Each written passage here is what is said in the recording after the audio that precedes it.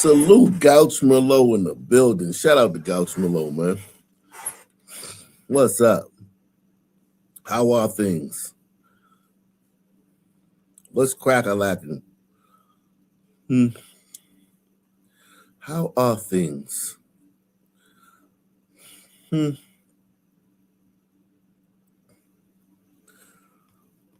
Yes, you can definitely buy.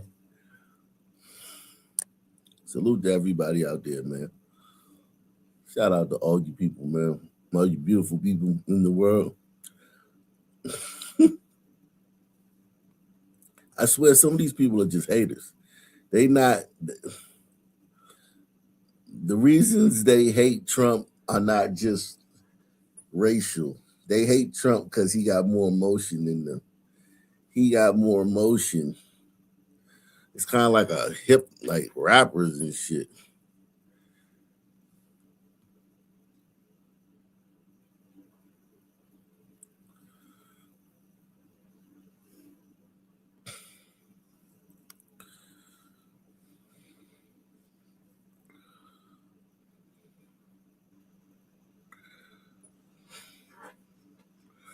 Shout out to everybody out there. Yeah, my bad. I had the wrong channel. I went live on the wrong channel. Oh well. As you can see. As you can see. I went live on the wrong damn channel. But that's all right. We're gonna keep it pushing.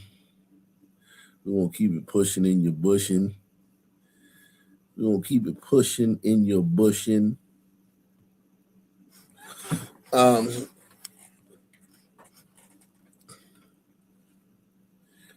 I'm on YouTube, man.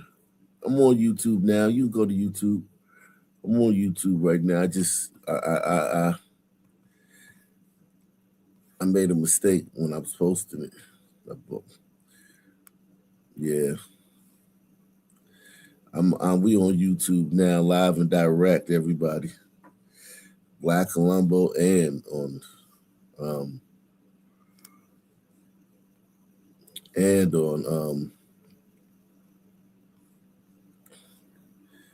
yeah, this is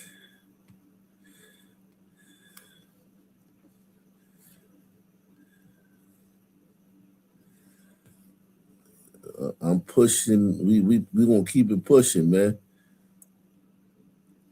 These haters, man. These haters, they be hating. These player haters, they be welling.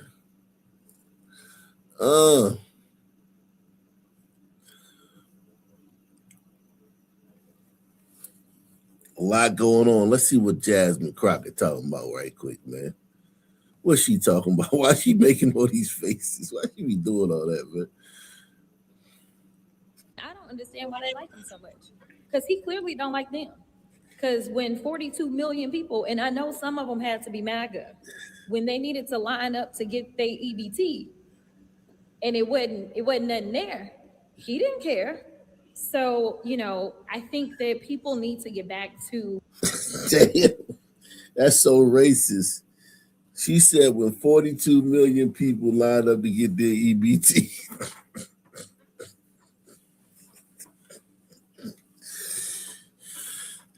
Black people, he don't like black people because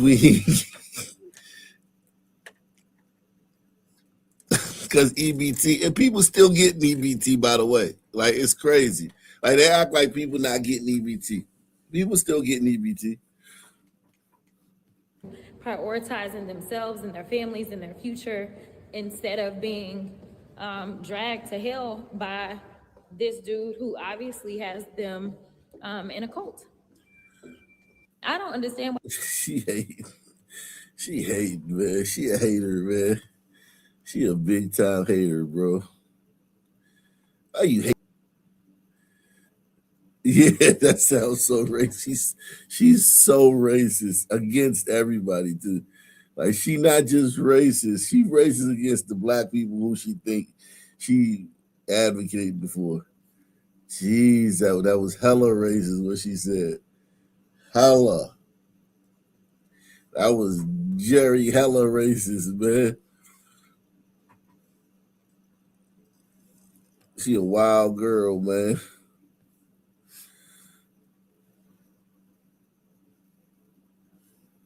She a wild girl, man. Jeez. Austin, Texas shooter has been identified as 53-year-old immigrant from Senegal. Indiaga. Oh, shit. Indiaga Dijani. Hey, listen. This is one for the FBAs, man.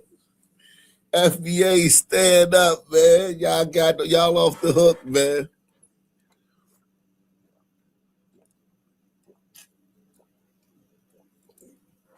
FBAs are off the hook.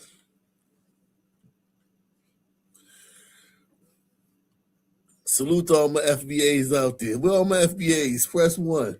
If you FBA, man, you off the hook, man. If you FBA, you off the hook, man. You don't have to cry no more, man.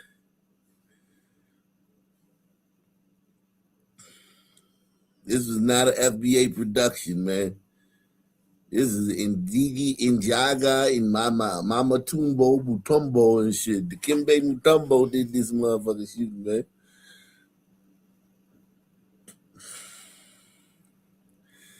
Y'all good, man.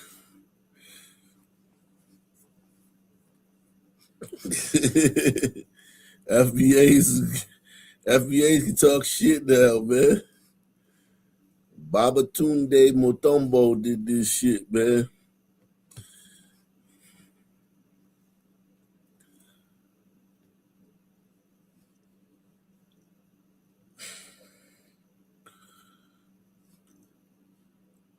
Yeah, man. Babatunde Mutombo. The Austin, Texas shooter has been identified as 53-year-old immigrant. They didn't say illegal, so he must be a legal immigrant from Senegal. Diagony. According to the New York Post, the alleged shooter had a Quran in his vehicle and was allegedly wearing a shirt that read "Property of Allah."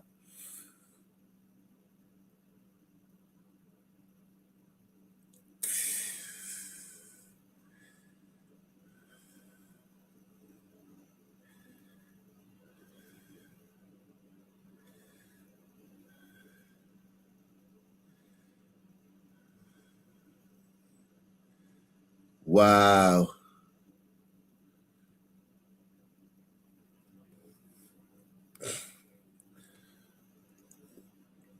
Let me see if I can if we can get some more information on this guy, man. Indiaga Dijana.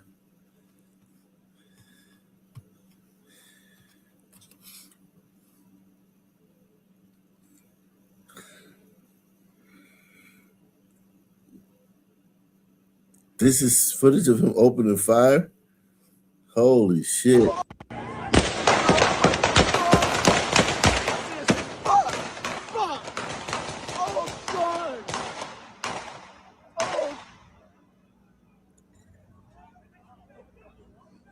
Oh my God!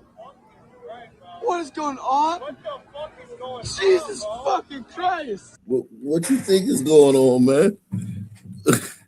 He said, "What is going on? What you think is going on?" He said, "That dude make out look like." Yeah, man. The tether, man. Goddamn tether.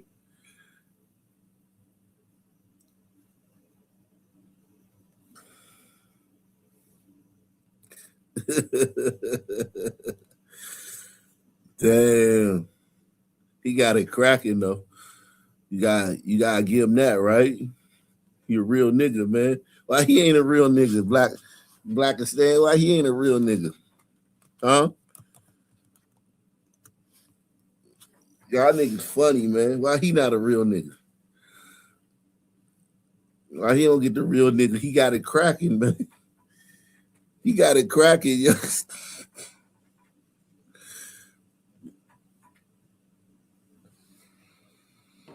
First of all, thank you for being here this morning. There was, as everybody is now aware, a very significant incident on West 6th Street. We're going to have a briefing from the chiefs, as was just indicated to you. I want to say first, before I bring up Chief Davis, that I'm very thankful for the speed with which our public safety officials responded to this. I don't think there's any question that it saved lives. In fact, Chief Luckers will tell you about how quickly we were providing, his folks were providing help and aid to people, and that made a difference. But also our police officers who so rapidly responded and handled this situation. What we will do, and I'll mention this again a little bit later, but what we will do is get a briefing right now to get information to you. And then during the course of the day, as we continue this, we will, on a regular and routine basis, provide you additional information. So with that, I'm going to ask our police chief, Chief Davis, to come up. Thank you, Mayor. I want to start by saying my condolences to those that have been touched by this. This is a tragic, tragic incident. I want to start by saying how fortunate we were. If you imagine all of the resources that APD has on East 6th Street on the weekend, and fortunately, those resources, after the bars were closing, were able to rapidly move here. Chief Luckritz will have more on that response, a co-response, but we were here rapidly due to that. This incident started with, again, that calls for a male shooting at Buford's Bar on West 6th Street. Officers immediately transitioned, came over. Yeah, this is such a strange profession that women have taken over. You can understand like teachers, like elementary school teachers and shit like that. You know what I mean? Secretaries and hairdressers and shit like that. You can even understand dispatch. Like, you know, when you call the police station, the person who answers when you call 911, you can understand dispatch, you know, like, yeah, okay. That seemed like a female job, you know, dispatcher. But police chief, the chief of the whole damn department, everywhere you look is a fucking woman.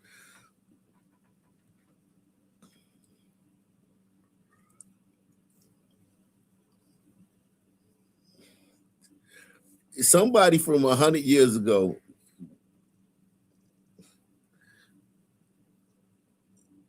could see this. They would like they literally wouldn't believe it. Somebody from 50 years ago wouldn't believe it. Yeah, I was 1976. Somebody from 1976 wouldn't believe this.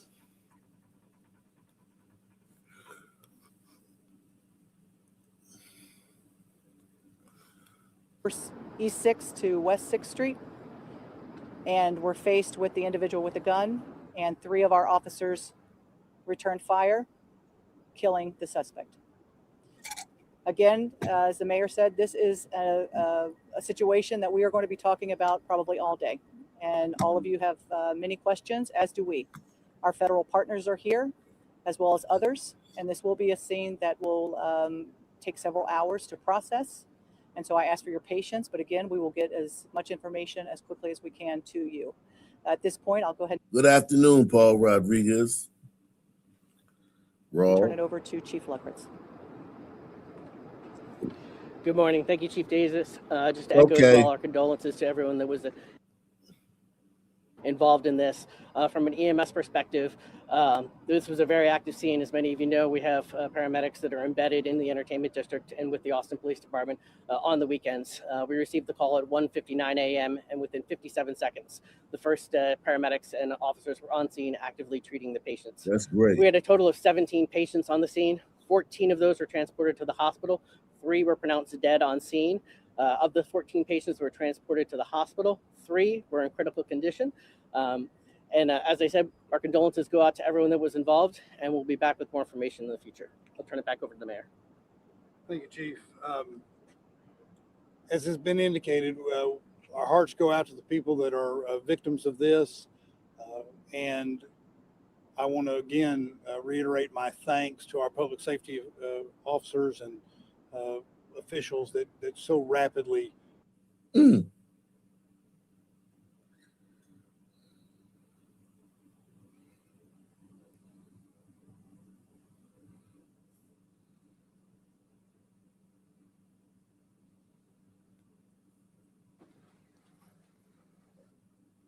out to the individual victims and their families as a result of this event. I want to reiterate something I said earlier this morning, and that is my deep thanks and pride in the work that has been done by our first responders and by our police. There is no question in my mind that the quick response of the police officers and of our EMS personnel and those professionals made a difference and saved lives. That is an important thing for us to keep in mind as we go through this and we go both the trauma of this and the investigation. And that is the very professional, extremely competent and quick response of our police and our EMS personnel saving lives under these circumstances. The other thing I will point out is that this is, and you'll hear this from professional law enforcement here in just a moment, this is an ongoing investigation. We are going to work to make sure. Okay, like what the fuck, yo? What the fuck, man?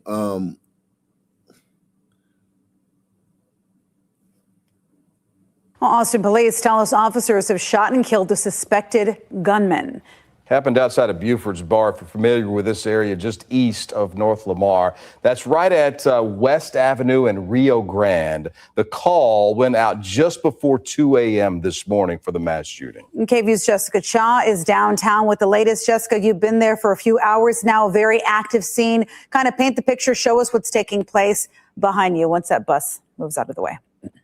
Yeah, Yvonne. So we're on West 6 and Nueces, and when we got here at around 3 a.m., it was an incredibly active scene. Police were just completely filling up the area. As of right now, the police response has scaled down just a little bit. Wait for this bus to pass, but the police response has scaled down quite significantly. There's probably a few police cars, maybe 6 or 7 of them right now. The scene is still closed off about a block up until Buford's Bar, which is just down the road from us. But they've been here all morning, as with we. Now, Chief Lisa Davis said that the alleged shooter is one of the 3 people who were killed last night. And she says it happened right in front of Buford's Bar. Now, she says when officers arrived, the alleged shooter pointed a gun at them. So officers opened fire and killed that person. Now, to recap this situation, 3 people, including the shooter, are dead, and 14 others were shot and taken to the hospital. 3 of those patients have critical injuries. Now, the investigation is still in the very, very early stages of things. So police say that they'll give us updates throughout the day. As we continue to learn more, we'll bring them to you live on air. Ryan and Yvonne. They acting like they don't know the shooter was a goddamn black Muslim. How many news stories do we have to watch with them telling, listen, this is bananas, yo. This you talk about privilege. Everybody online has identified the shooter. He had a Quran. He was dressed like a Muslim. He said her shirt that said property of Allah. And the news anchors and the police chief and everybody nobody's mentioning that. They're trying their best to keep to not mention that. Think about that. Property of Allah. His shirt said property of Allah.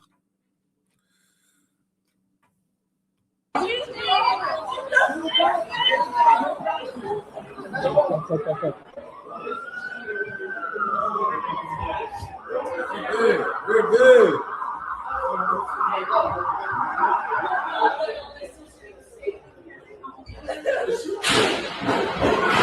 Shit. Shit.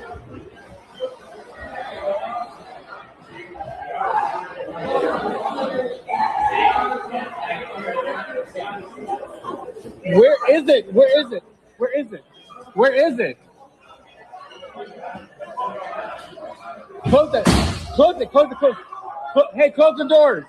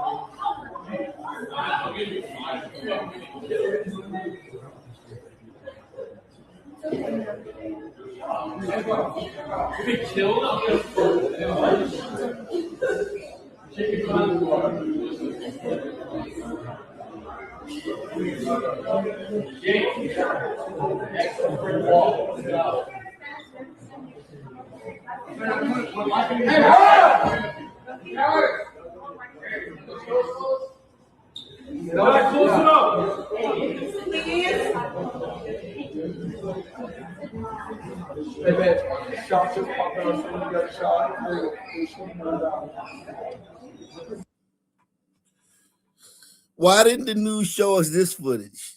Why is the news not showing us this footage? Why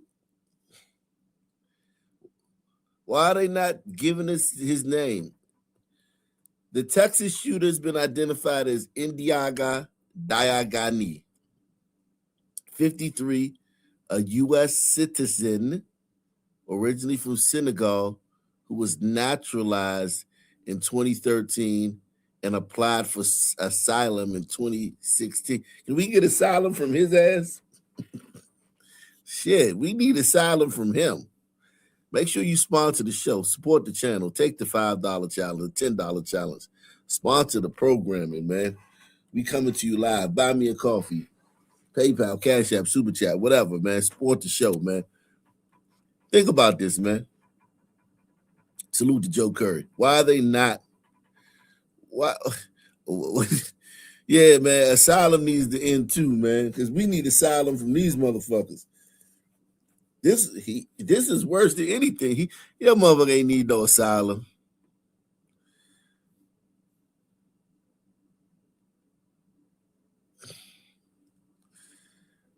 Big Project Pat looking ass motherfucker. That's him down. Okay, they killed him. Okay, great.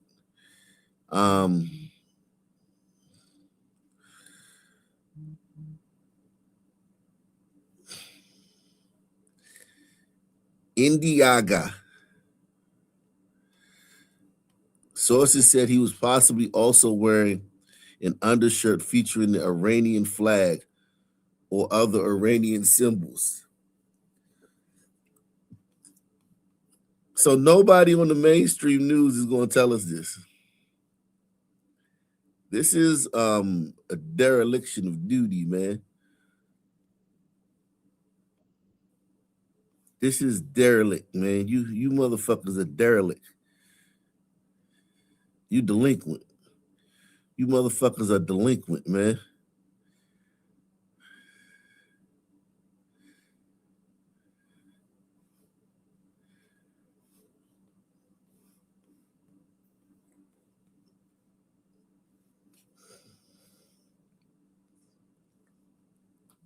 With so many people injured, I know that Michael Courier has been talking about how a lot of these victims have been been sent to different hospitals around the area. Right now, Michael, you are live at Del Seton Hospital in downtown Austin. What are you seeing there right now? Not too long ago, when we checked in with you, there were some folks right behind you kind of wanting to get inside, right? What else are you noticing out there? Yeah, Brian, Yvonne, good morning. I'm actually live at the corner of the emergency center of Del Seaton, and we've been here really for the past 2 hours. And earlier when I arrived, I saw dozens of people, really what appeared to be young adults that were leaving the hospital. And really within the past half hour to an hour, it has been very quiet. We haven't seen a whole lot of people leaving the emergency center at this time. We're still seeing some police officers coming and going, and also more vehicles making their way to the emergency center of Del Seaton Medical. Now, we do know that when I came here, we were seeing a lot of young adults in their early 20s, it appeared, that were leaving this emergency center. Understandably, majority of them did not wish to speak to me at this time, but I did speak to one group of young adults, and they were telling me that their friend, she was here transported to this emergency center. They told me that it was a family friend and that they were worried for her. They told me that they were not there at the shooting that took place, but they did tell me that they were worried. Look at what they filling their whole segment up with. All this bullshit. They filling the segment up with all this bullshit. Because they don't want to talk about the fact that the shooter was a goddamn immigrant. Legal immigrant, naturalized citizen, but still, it doesn't fit their fucking agenda. For her, they woke up and heard about the shooting that took place. And when they went here to the emergency center, they were not allowed in, as they were told that it was family members at that time. So that is why they were leaving. They tell me that they are very understandably worried for their friend. It's a very tricky situation for many. We also do know that some people were transported here to Del Seaton Medical Center, but as well as St. David's South, Austin, and Seaton, Maine. So we do know that a total. This is insanity, man. Let's see, fuck this, man. Let's see the Cincinnati mass shooting. There's a mass shooting in Cincinnati. So let's see that one. And that way we can spell it correctly on air and everything. Sure. So just starting with you first. Sure. I'll hold it out for you. Just talk really loud. Okay. Cam, C-A-M, Welling, W-E-L-L-I-N-G. Okay. Sage Schnurr, S-A-G-E-S-C-H-N-U-R-R. Okay. Sam Steiner, S-A-M-S-T-E-I-N-H-E-R. And you guys are with who? Solid Gold Dancer. Okay, and what were you guys doing when all this went down? We were playing a set with our great friends here at Murray's Tavern, playing some good music. Yeah.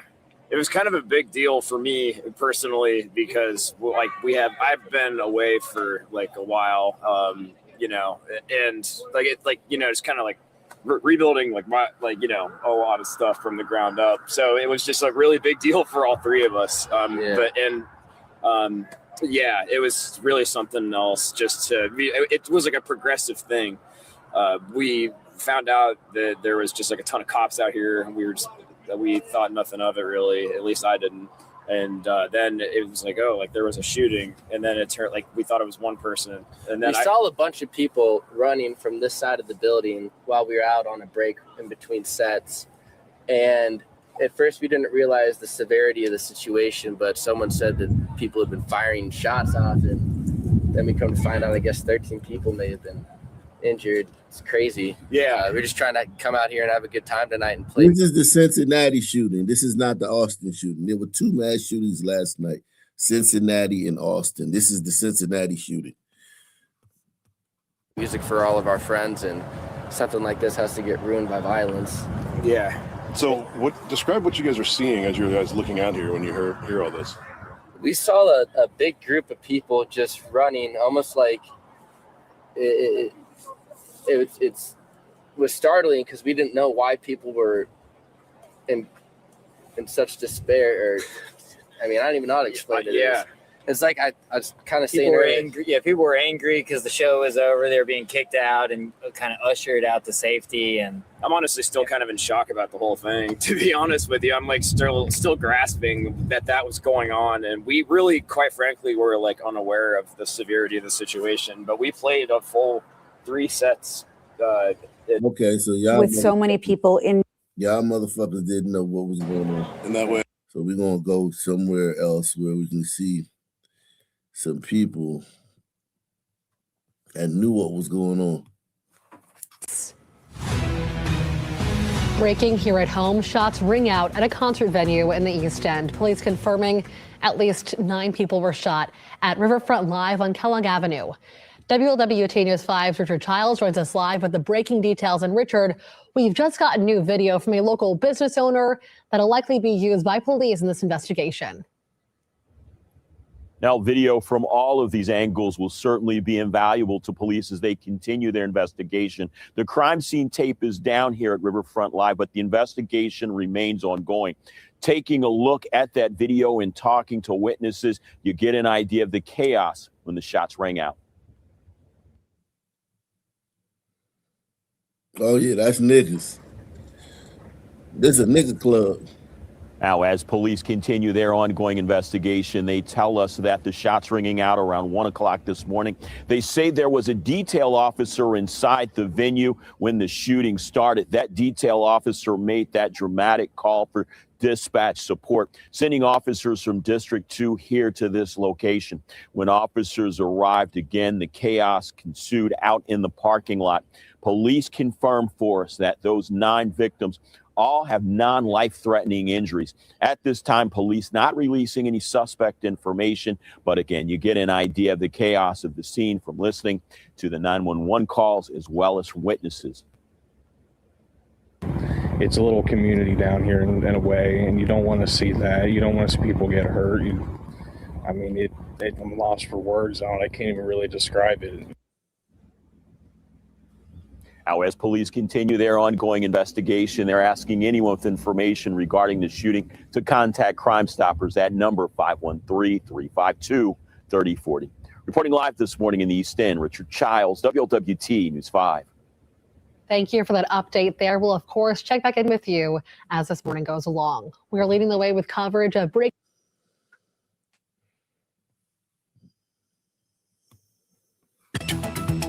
Well, breaking this morning out of the East End, a mass shooting during an event at an East End music venue. We have team coverage for you this morning that have been on top of it overnight. WCPO 9 News reporter Jay Shakur is on Kellogg Avenue, Marlena Lang at UC Hospital. First, though, we do want to start with Jay. Can you kind of walk us through, Jay, what you know so far? We know that you've been on scene there for quite some time talking to police. What do we know at this hour? Lauren, those 9 people that were shot, we're told, do have non-life-threatening injuries. It happened here at this venue. 9 people shot, non-life-threatening injuries. FBA shooter, press 1. Definitely an FBA shooter. Okay, definitely an FBA shooter.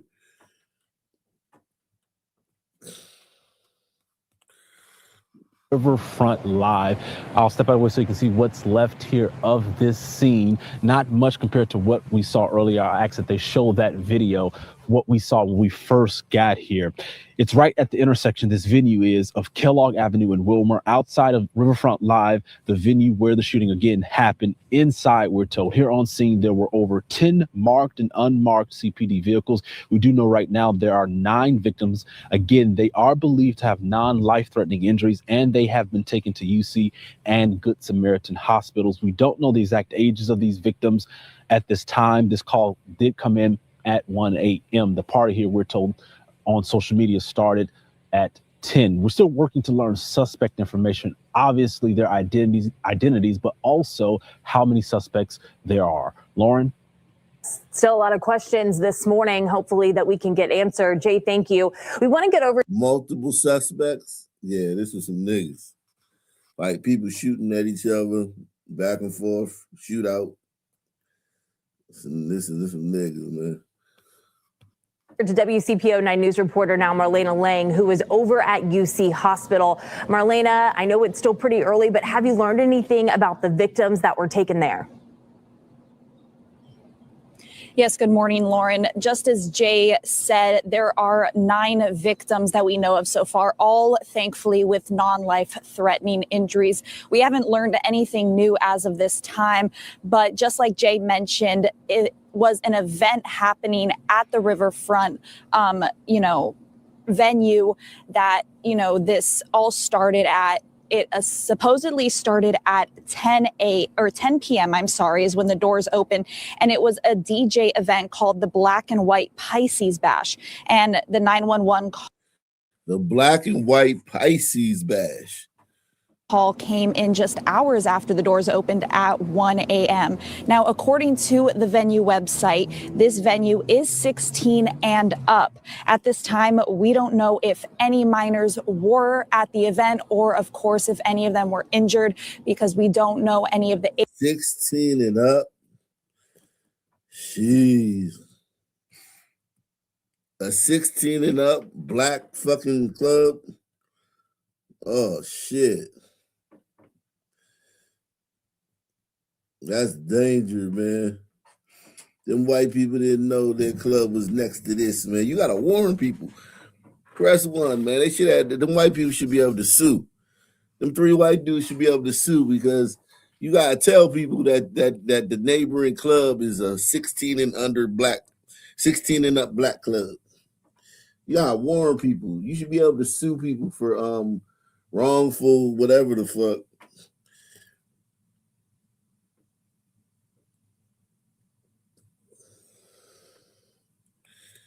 You didn't tell me that there was going to be a bunch of 16-year-old blacks in the vicinity.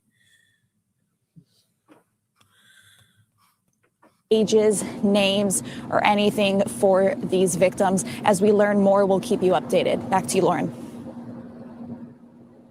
Marlena, like, we know you'll stay on top of it. We appreciate you. And we'll, of course, bring you any updates that we get throughout the morning as they become available. You can get them by going to WCPO.com or by downloading our free 9 News app.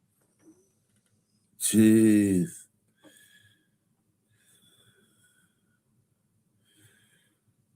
Holy shit. So, yeah, we're not getting a lot of information about any of these things, man.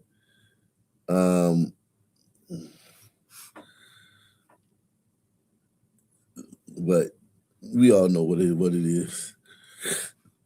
We all know what it was, what it is, what's happening. Let's go somewhere else, man. Let's see.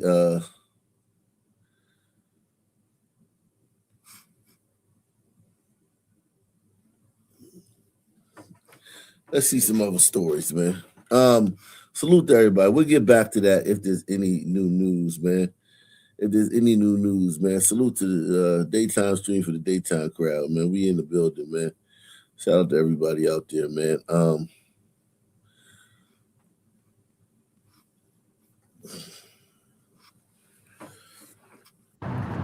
For some folks in New Orleans, a mistake won't automatically mean a criminal record or jail time. Instead, the city is offering a second chance. It's a first-time program for New Orleans Municipal and Traffic Court, and I think it's long overdue. Chief Deputy City Attorney at Municipal and Traffic Court, Dimitri Ford, says a new diversion program is designed to help folks charged with low-level, nonviolent offenses get back on track. We will include everything from DWIs to speeding tickets to some boating situations that we have. Rather than going through the traditional court process, eligible participants can take part in programs focused on substance abuse treatment, mental health support, and education. This is a horrible idea.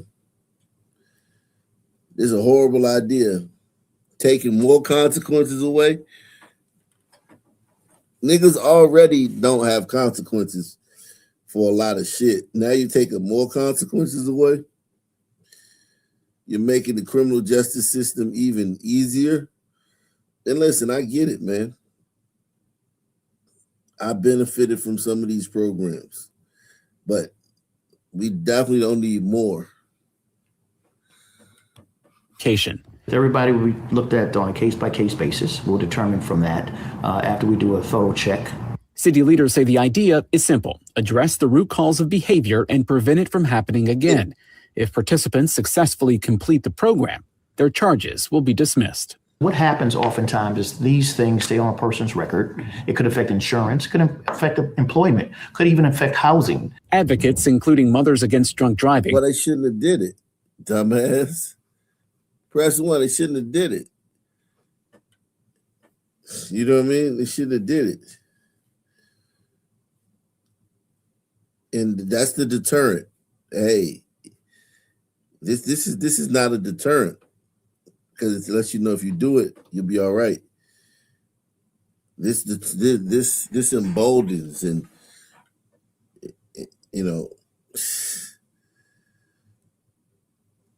get more bad behavior from this type of shit. Not less, you jackass. Could affect employment, could even affect housing. Advocates, including Mothers Against Drunk Driving, say education will be a key part of the process, especially when it comes to impaired driving. In a statement, the Louisiana executive director of MAD said, quote, "We share New Orleans' goal of keeping drivers safe, preventing future offenses, and educating the public in an empathetic setting about the lasting effects of impaired driving." City leaders... None of that shit work with niggas. None of that shit he just said work with niggas, man.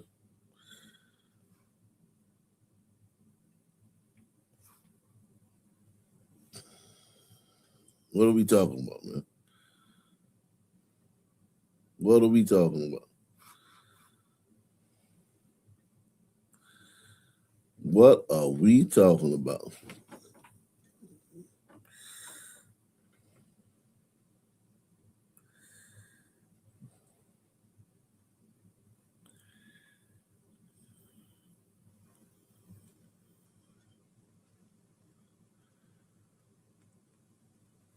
What are we talking about, huh?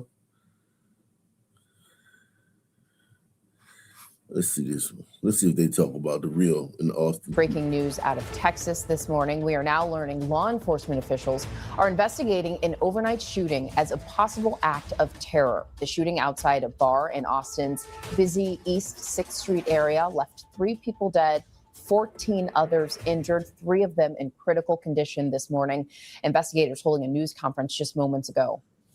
There were indicators that on the subject and in his vehicle that indicate potential nexus to terrorism. It's still too early to make a determination on that. That's why we are investigating it very closely with our partners with Austin Police Department.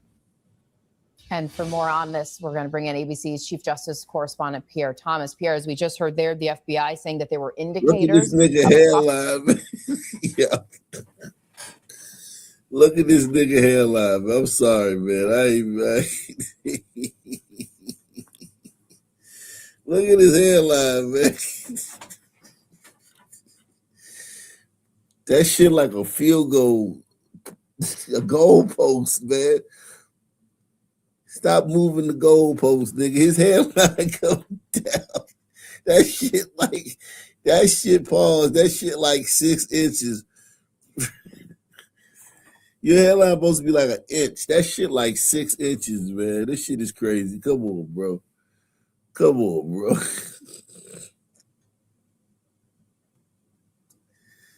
Come on, bro. Come on, bro.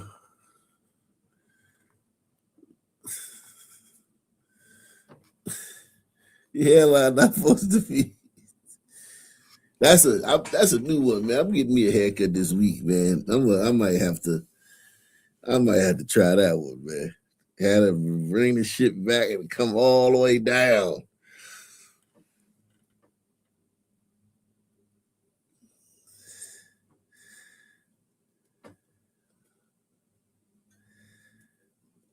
Nah, it's not. He got a hairline. He has a hairline. It's right here. He has a hairline. It's just the fact that usually it comes down and then it goes out. You know, usually they bring it down and then they bring it down here. It's like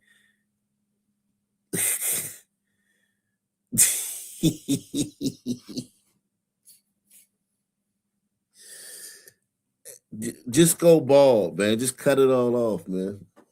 Get a razor and cut all that shit off. That's too long. Pause, man. That's too long, man. Pause. It's like a perfect square. The length between here and here ain't supposed to be the length between here and here. This is a perfect fucking square. This nigga got a perfect square. I mean, god damn, bro. Come on, man. Both stunning and scary. They described the suspect driving up in a large SUV, firing out the window at people on the street, then at some point parking the vehicle, exiting the vehicle, and then there were things, again, to quote the FBI official, there were things on his person and in his vehicle that a nexus to terror. Oh man, let me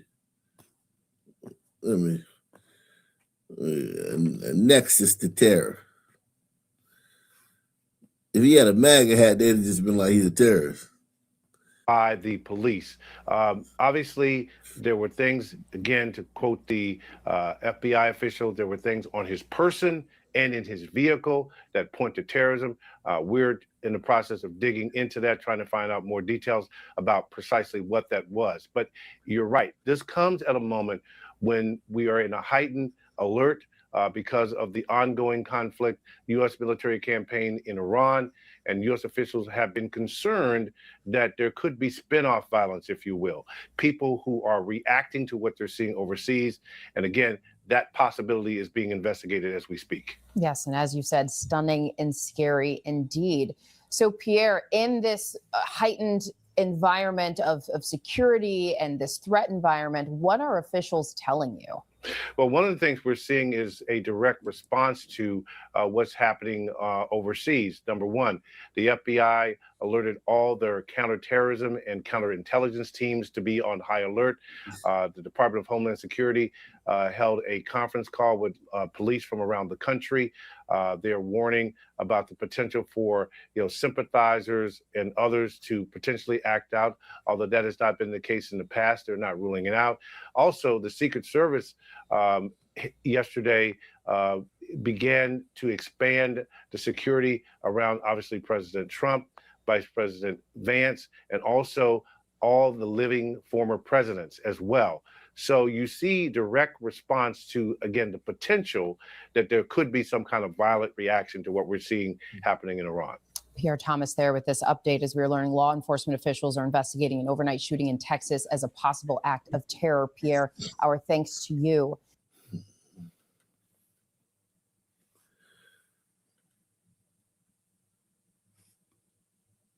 In surveillance video sent to us by a neighbor at 2:07 p.m. Saturday afternoon, you see two small boys on bikes talking with someone. Neighbors tell us it's the homeowner. That's a year ago, yeah. That was a year ago. That was a year ago. We did that story.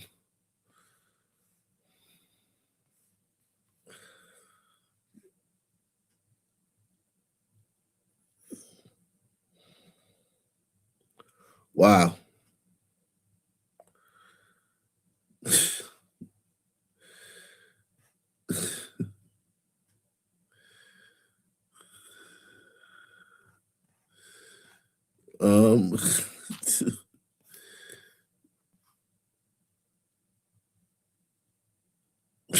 Jesus Christ. Why they keep sending me all this old shit? Let's see what's going on over here in Iran. Uh-oh. CENTCOM U.S. military officials confirming 3 U.S. service members have been killed, 5 others wounded as part of Operation Epic Fury. This coming amid growing... So the liberals going to pounce on that as if they care about service members. The liberals going to be like, see, you getting Americans killed. Motherfucker, it's war. People going to die, motherfucker.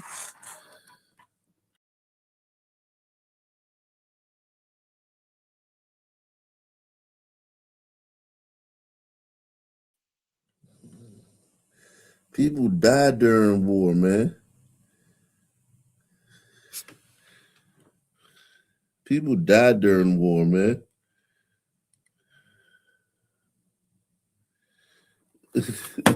People die during war.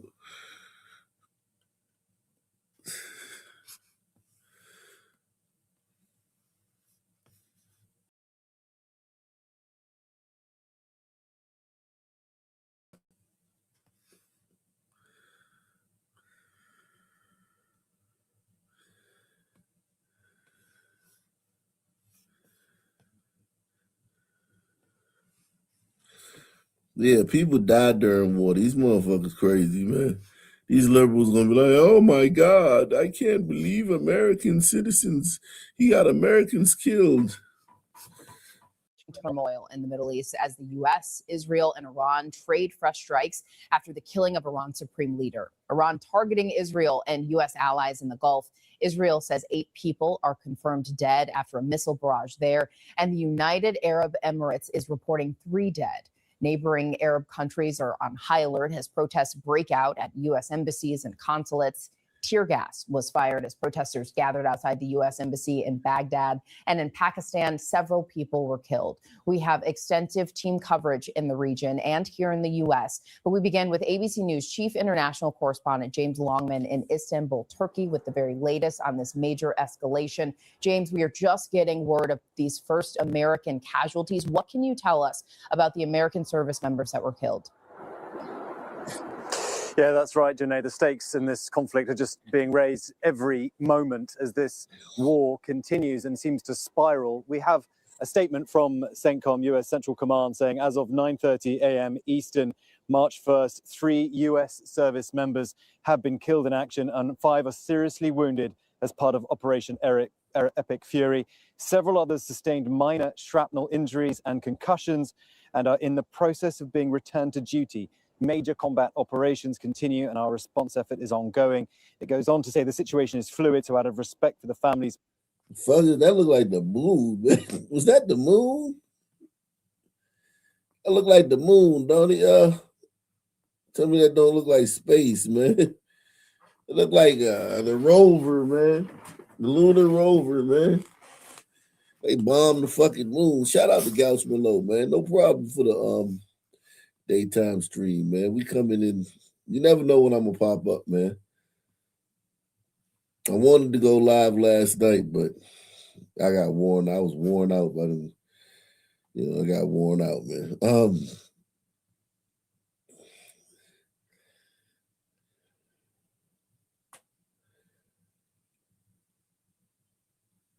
Yeah, salute Cool Cat also, man.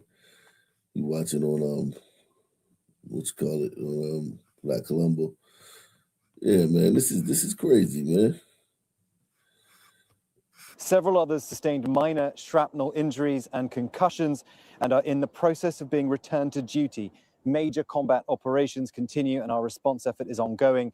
It goes on to say the situation is fluid, so out of respect for the families, we will withhold additional information, including the identities of our fallen warriors, until the 24 hours after next of kin have been notified. There is, of course, a huge American presence in the Middle East. I'm not going to speculate on where exactly these casualties may have occurred, but we know that there are a huge number of US troops in the region, not just those that were sent by the White House, by Donald Trump over these last few weeks, but the permanent presence that the US has all across this region, some 35,000 US service personnel.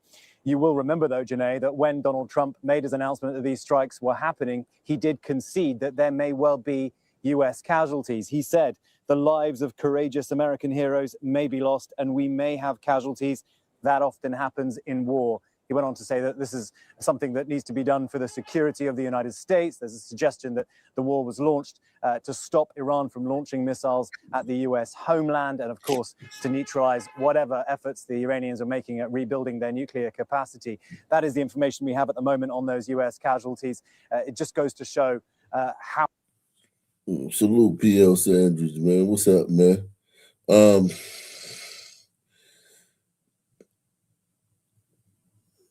So let's see the fucking them whining about this shit on CNN.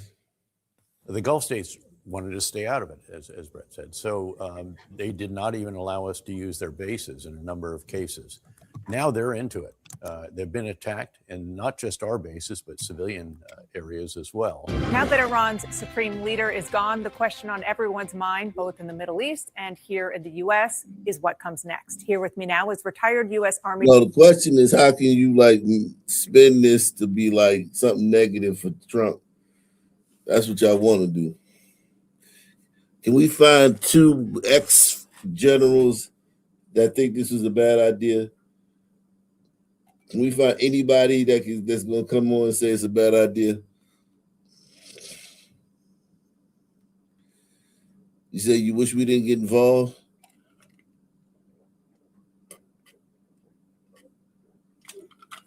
Obviously, it's our problem. I mean, think about it, right? We wouldn't have got involved if it wasn't our problem. The fact that we got involved lets you know it was our problem. I don't know why people don't understand that. Like, we have interest all over the world. I get it. Don't get me wrong. I get it. Not wanting to get, tangled in a lot of shit, but obviously, a new regime in Iran. Iran is the largest funder of terrorism. This holy supreme leader, whatever the fuck, he's the highest fund. He funds the most terrorism in the world. Why would you not want to get rid of the regime that funds the Houthi rebels, Hamas, and Hezbollah? Why wouldn't you want to get rid of the regime that funds them? If you can. It obviously affects us if we get involved with it. We lost 3 people. They lost, I'd hate to see how many they lost. How many you think they lost? How many people you think the Iranian soldiers lost? We lost 3.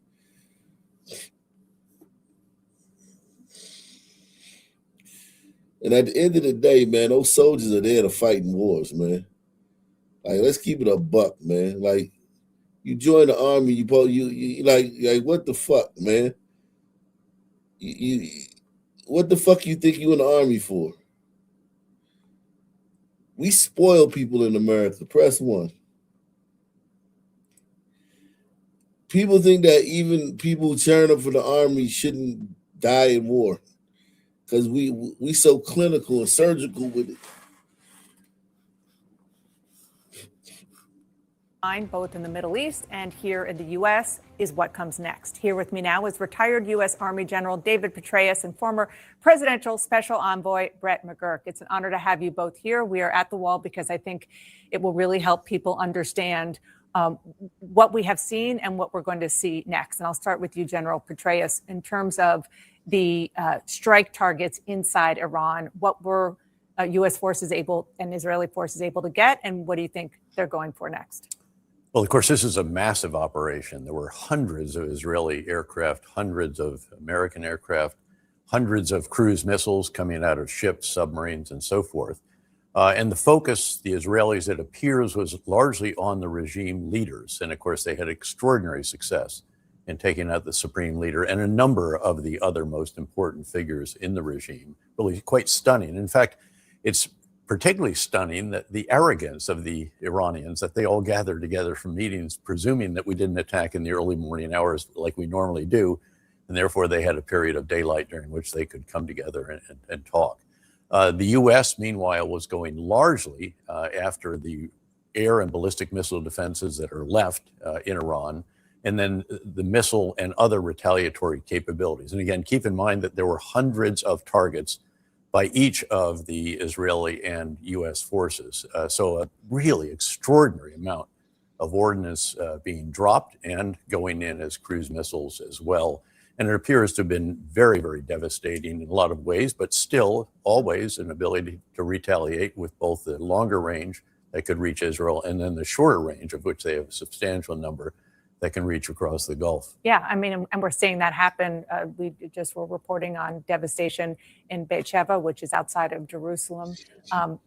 That's a pretty big target. And what does that tell you about what is still left in the Iranian arsenal? Sure, we should understand that even in the 12-day war, with all of the ballistic missile and air defenses that we assembled, and they were very considerable, and we've done it again now. It's not just the Patriots and the terminal high altitude air defense systems that are on the ground, but also all the ships have Patriot-like systems. There are planes flying to try to take out missiles and drones and so forth. So this is a very, very comprehensive effort, and it's all integrated with the host nations and with Israel, to be sure. But even then, 5 to 7% of the missiles got through during the 12-day war, and if they hit, unfortunately, as the one did that you reported on earlier, there can be a big amount of devastation. And then, Brett, what does it tell you about the fact that Iran is retaliating the way it is when it comes to who's actually in charge now? It's a great question. You know, George Kennan, a great diplomat, said war once initiated has a momentum of its own. You don't know exactly where it's going to go. I think over Iran right now, very importantly, look, the United States and Israel has complete not just air superiority, but air dominance, and they're still targeting leaders. This is still going on. We're still doing waves of strikes. So whoever might step up into a leadership role is very vulnerable. The Iranians have announced they have a constitutional process. Remember, they've only had one secession in their entire history since 1979. So this is really an uncharted territory. They have a secession process under their constitution, a council of the president, the chief justice, and a cleric to be named. They say who's running the country now, but those people haven't been seen. Ali Larijani, who's a key advisor to the supreme leader for many decades, he's likely making some decisions. But what I'm seeing Iran do, they're firing off missiles. This was probably a pre-cooked plan for when they were attacked. It's unclear who is making strategic decisions, and they're making some mistakes, Dana. They're attacking civilian areas of the Gulf, and the Gulf states, the GCC states there, UAE, Qatar, Bahrain, Saudi Arabia, are uniting. And I would watch this over the coming days. Do they actually, their air forces are now engaged in defense. Do they actually join in some attacks into Iran in self-defense? I think that's a key question. That was not, I think, on my bingo card when this started. I think the Gulf wanted to stay out of it. They're being drawn in. So that's something to watch over the coming days. A big mistake, I think, actually, Dana, because again, the Gulf states that they have been attacking the Gulf states. The Gulf states wanted to stay out of it, as Brett said. So they did not even allow us to use their bases in a number of cases. Now they're into it. They've been attacked, and not just our bases, but civilian areas as well. And so they're going to take place now with the defensive measures. As Brett mentioned, we have aircraft in the sky now. I'm sure they're being integrated by the Combined Air Operations Center. And if that continues, they're going to probably take further measures. I want to talk about the chaos and instability in the region, obviously militarily, but also economically. I mean, if you see the Strait of Hormuz, which is right there, I mean, that's a key geographical location for a lot of these countries. Well, 20% of global trade, 80% of Iran's oil, of course, goes to Asia and China. China has a big interest here. And I've just one geostrategic issue. Russia and China, very quiet here. And of course, they're very much strategic partners of Iran, very quiet. I think that's very telling. Yeah, we would expect when oil markets open, the price of oil is going to go up, I think, fairly significantly. We'll see. OPEC met today. They announced they're going to be increasing production. But look, think about escalation dominance in a conflict like this. If Iran makes moves in the Straits of Hormuz, as they're threatening, they targeted some tankers today. U.S. Air Forces have escalation dominance here. We can target Iran wherever we want. So Iran has to be calculating that. To the extent Iranian leaders are even thinking strategically, they seem to be just firing off their missiles without a strategic plan. And that shows. Yeah.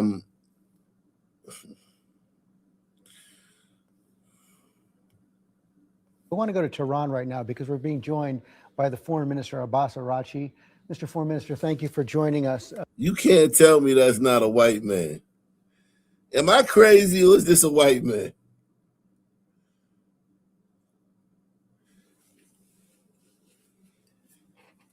That motherfucker look like George Carlin, man.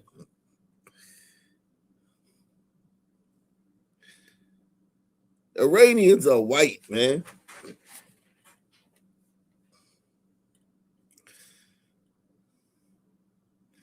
That's a white man, man.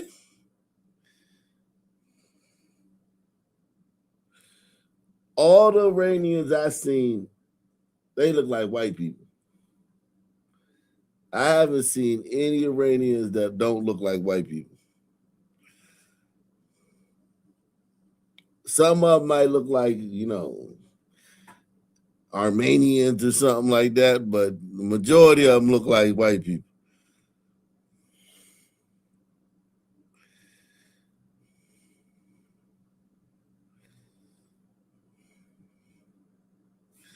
That's not a white man? this morning. Who's in charge of Iran right now? Well, first of all, thank you for having me in your program. Well, I think now there is a procedure set in our constitution that when we lose the supreme leader, there would be a new one elected by the Assembly of Experts. And now we have started the procedure. There is a transitional council of the president, the head of judiciary, and one jurist of the Guardian Council. These three would decide. P.L. Sandridge is mad at Israel, man. Listen, P.L., man. Israel is our ally, man. We can't help who our allies are, man. That's our ally in this situation, man. Israel's our ally in this situation.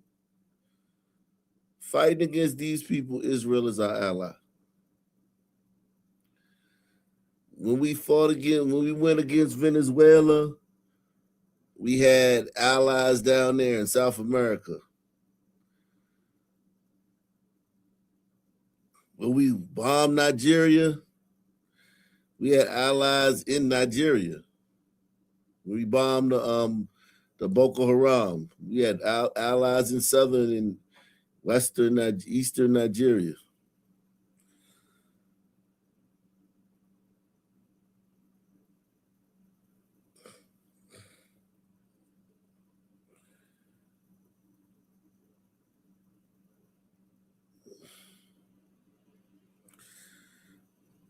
These are our Israelis. Listen, you also stuck between a rock and a hard place too. Israelis are foul, I get it. But what would you rather live under? Israelis where you're gonna have electricity? Like Israelis foul. They gonna treat you, they're gonna they're gonna rule over you and dominate you and put all their people in the high, but you're gonna have electricity. Let's just say, who would you rather be conquered by? Who would you rather be conquered by? Let me actually put that poll up. I'm gonna put that poll up. That's gonna be a poll. That's what we're gonna do that. That's the poll we're gonna put up. Let me do this now.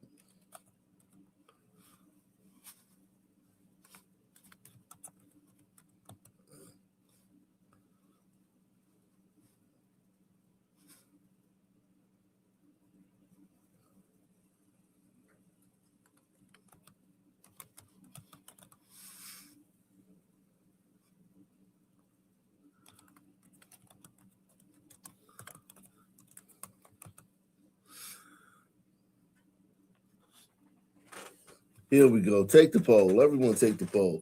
Salute to PL Sandridge. Everybody take the poll, man. Take the poll. Sponsor the show. Are in charge right now? That's a white man too, with a turban on, man. That's a white man with a turban on, man. I know I'm not crazy. That's a white man with a turban on.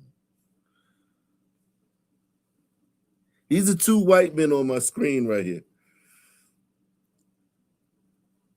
You said they don't let Palestinians have electricity or water.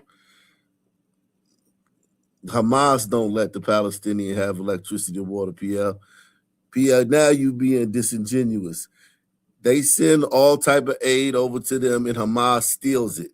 They send all type of supplies and resources over to Gaza and Hamas steals it and sells it and uses it for terrorism. Come on, PL, stop this. Gaza could have everything. Gaza could be like fucking, Gaza could be like Dubai if Hamas didn't steal all the shit and use it for terrorism. Come on, PL, man. You acting like we fucking like I don't know anything about what's going on. I'm not trying to act like I'm an expert on Israel, but goddamn, man, everybody knows that. Hamas, when they drop grain over there, Hamas steals all the grain. When the UN and the fucking Catholic charities and all that shit drop food over there for them people, Hamas seizes it all and takes it and sells it and uses it for terrorism. Let's stop this shit, man. Come on, man. Act like Hamas just don't exist, like they not part of the equation.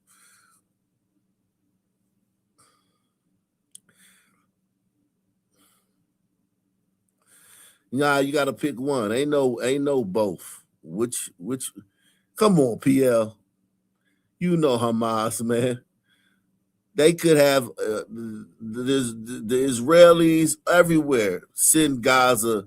Gaza gets tons of aid from all over the world, and Hamas takes it all.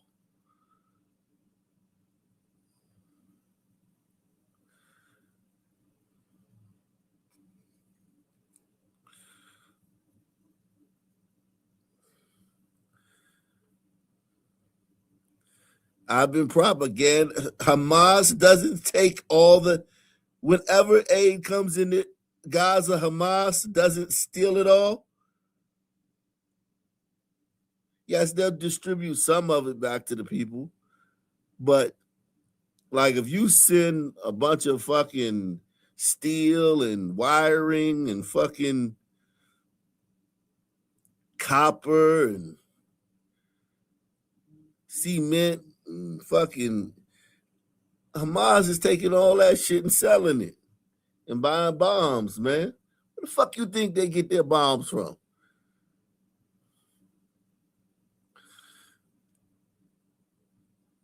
This is well-known fact. That's not something that I invented. I mean, that's not a theory. That's just is what it is.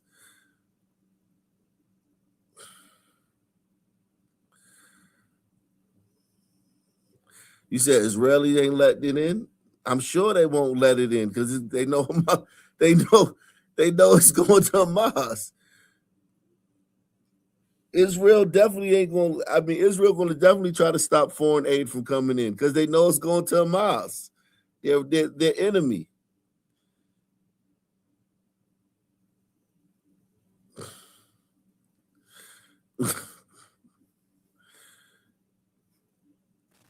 Let's see what these two white men talking about. These two white dudes, man. They will actually arrange the election of the new leader by the. Okay, so tell me. Let's say we get donations, right? We get a bunch of fucking. Let's just say we get a bunch of.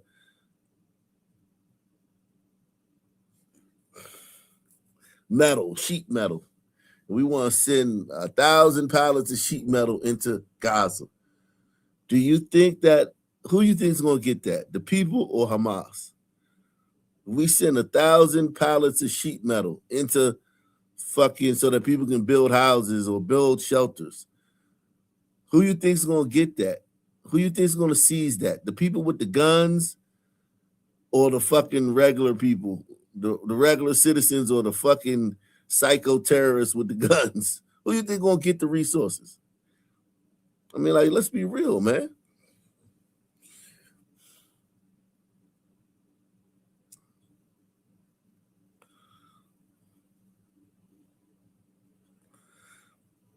You say that's patently false?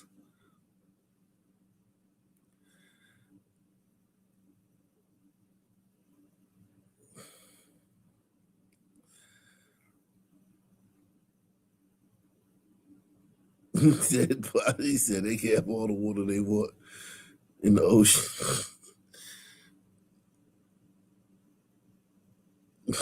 Damn, you go hard.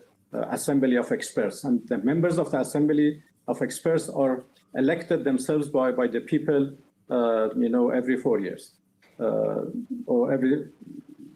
We've just reported that 40 years. senior commanders were killed in the first minutes of the strike. How much damage has this done to your military infrastructure? Look at that poll, PL Sanders. Check out the poll.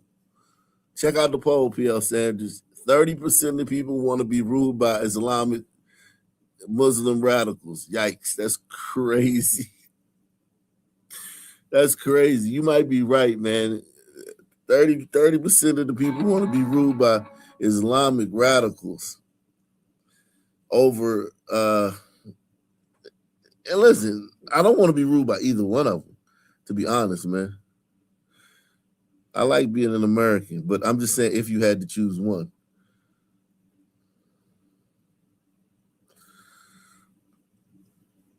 Sure. Well, we have lost some commanders, that is a fact, and the names are already announced. But another fact is that nothing has changed in our military capability. This is exactly what happened last time. You remember in June when Israel attacked us, they killed some of our top commanders at the beginning of the strikes, but they were replaced very soon. And in less than 12 hours, we were able to start retaliation. This time, it was even, faster. In less than 2 hours, we started to retaliate by attacking, Israeli targets and American bases in the region, and we have continued to do so. So our military is in place. They are capable enough to defend our country. Even more, they are more prepared and capable than previous war, before 12-day war.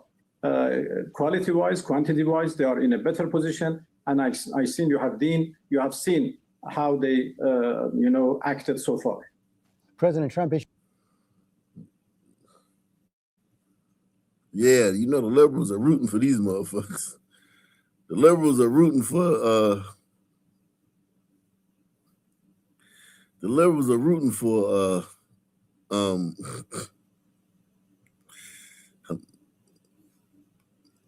Digging deeper into that mass shooting in Austin, Texas, with some brand new information. I had mentioned before, 3 people killed. Fox confirmed the shooter who police killed was a naturalized citizen from Senegal. Sources are now telling Fox the shooter was wearing clothing that said Allah on it, and he had on an undershirt with an Iranian flag on it. The FBI has just announced they are investigating this as a possible act of terrorism. They said maybe, probably, could be. They're investigating it as such now, a possible act of terrorism. We have a picture. And this is what we're finding out per multiple federal law enforcement sources to our own Bill Malhusian. The Austin mass shooter is a 53-year-old naturalized U.S. citizen who was born in Senegal and was living in Pflugerville, Texas. Material recovered from his person and inside the vehicle give possible indications of a nexus to terrorism, as the FBI announced earlier today. And remember what we said he had in his possession and was also wearing. The shooter was wearing clothing that said Allah on it. His sweater said property of Allah. And there's also known to be an undershirt with an Iranian flag and other materials inside. All right, guys. So we got to talk about a tragic story out of Austin, Texas, that I think everybody feared would start happening in the United States of America, especially in the wake of the attacks in Iran, in which you have sleeper cells activated in the United States. You have. Who thinks this was a sleeper cell? Who thinks that this is a sleeper cell? Or just somebody that acted alone, that was, just mad about what was going on in Iran and they just did their own shit? Who thinks this is a sleeper cell? Dude came over here in 2013 and then he was given asylum in 2016.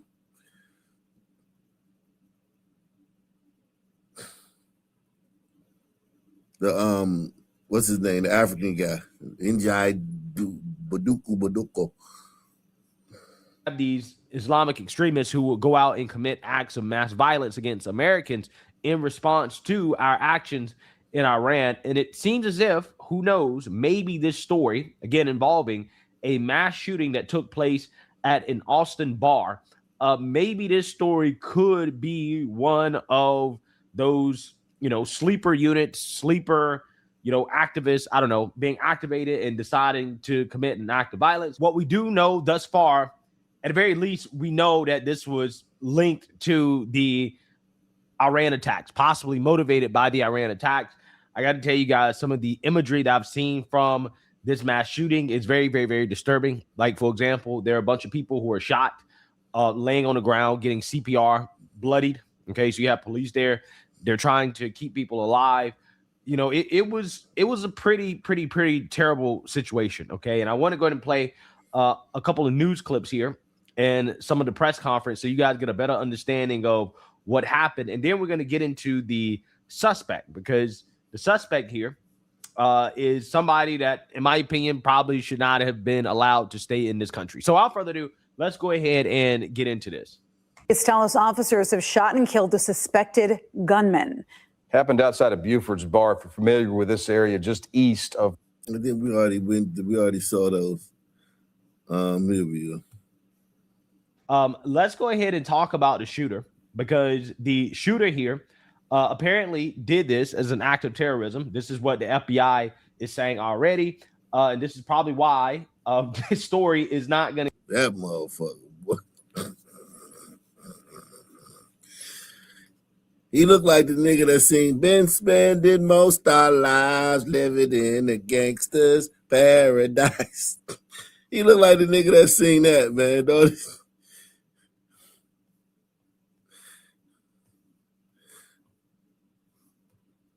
This story is not going to get that much coverage. I mean, we can already see why it's not going to get that much coverage. Clearly, it does not fit the narrative that the liberal media wants to put out there. So you're probably not going to hear much about this, okay, especially with the ongoing attacks that are happening in Iran. They're going to sweep this one under the rug. But we're going to talk about it, because this type of stuff we should start to worry about if these individuals who are radical. Now, he look like the nigga that seen the hook, the dude that seen the hook on the song. The dude that sing the hook on that Coolio song. He look like him. LV in this country start to commit acts of violence in defense of, I don't know, Iran or radical Islam, whatever, right? So without further ado, let's get into it. The fiend behind Sunday's bloodbath at a packed Austin bar was an ex-New York City resident wearing a Property of Allah hoodie and possibly out for vengeance over the U.S. attack on Iran, law enforcement sources told the Post. Texas shooter Indiaga Jone, 53, had a Quran in his car and was possibly also wearing an undershirt featuring the Iranian flag and other Iranian symbols when he opened fire on Buford's backyard beer garden near the University of Texas Austin campus, according to sources familiar with the investigation. Jone, a U.S. citizen originally from Senegal, was naturalized in 2013 and applied for asylum in 2016, sources said. Yeah, so this is the individual, right? Apparently, this is what he was wearing. Property of Allah, right? Property of Allah. You property of Allah, all right. You are definitely property of Allah now, motherfucker. You a prophet. He a prophet, man.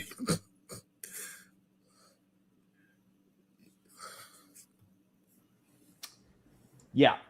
You're definitely not going to see this in the media, right? You're definitely not going to see this on MSNBC, okay, CNN. They're not going to talk about this too much, right? They're going to sweep this one under the rug because this certainly doesn't fit the narrative, right? But property of Allah suggests that, again, this was motivated by Islamic extremism. Okay. Otherwise, yes, I'm not sure why he would wear a shirt like that. Clearly, this was. Why would he? Motivated. Why would he wear that shirt to go do that? If he was like it was laundry day, and that was the only. It was the only shirt he had, man. His wife was doing laundry, man. So that's all he had, man. Baby, I'm about to go shoot up some shit, man. In the name of Islam, man. Can you give me a shirt Sorry, baby. Everything's in the wash. Just wear your property or Allah shirt. Okay. Yes, that again, this was motivated by Islamic extremism. Okay. Otherwise, I'm not sure why he would wear a shirt like that. Clearly, this was motivated by his religious beliefs. This is a picture of people partying at the bar, right before this happened. Stuff like this is very tragic because you never expect this, right? I'm pretty sure it's probably a college bar, considering how it was located near a university. So you go out to a bar, you partying, whatever. You don't really expect a mass shooting to happen, right? For some lunatic to pull up and start open firing. But that's what happened. The gunman was a known emotionally disturbed person in both the Big Apple and Texas, sources said. He also had a history of arrests in New York City and Texas. He is believed to have lived in the Big Apple for years, arriving in 2000 and then racking up a string of arrests between 2001 to 2016, sources said. He was arrested in 2001 for illegal vending. His other 3-city busts were sealed, sources said. Yeah, so that suggests that he should have been deported, right? But instead, somehow, some way, this guy became a citizen, right? And was allowed to stay in this country, despite the fact that he had a history of being a radicalized lunatic, right? He had a history of committing crimes in this country. Instead of sending him back, shipping him back to Senegal, right, the motherland, okay, we allowed him to stay until, he committed this act of violence. Shipping him back to the motherland. Right, this mass shooting. Quote, obviously, it's still way too early in the process to determine the exact motivation, but there were indicators on the subject and in his vehicle that indicate potential nexus to terrorism, said Alex Duran, acting special agent in charge of the FBI San Antonio office, to reporters. The attack happened about 2 a.m., closing time for the popular night spot, as hundreds of people were leaving to head home. Jonet's large SUV was spotted traveling around the block several times before he stopped in front of the bar and began shooting out of his front window with a pistol, hitting patrons on the front patio, according to Austin Police Chief Lisa Davis. He then parked his car, got out, and began shooting at people walking by on the street, the chief said.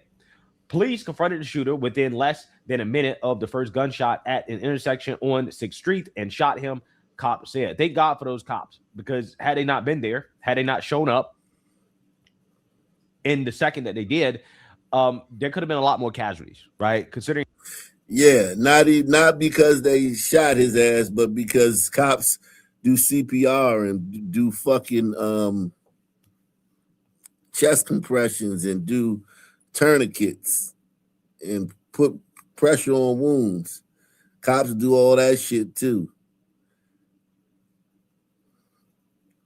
Cops save lives. They save lives by killing his ass and by being fucking paramedics too.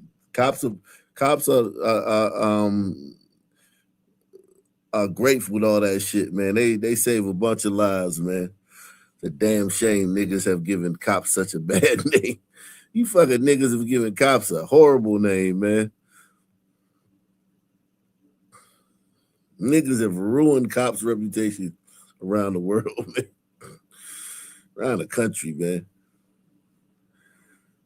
You niggas are awful, man. I tell you.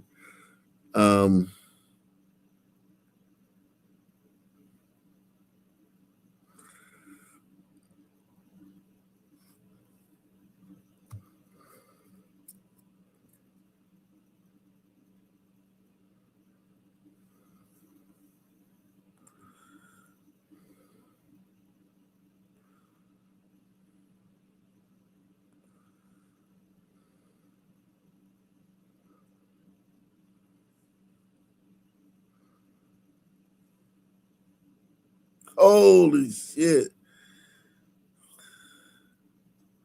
Damn, Diego Papia.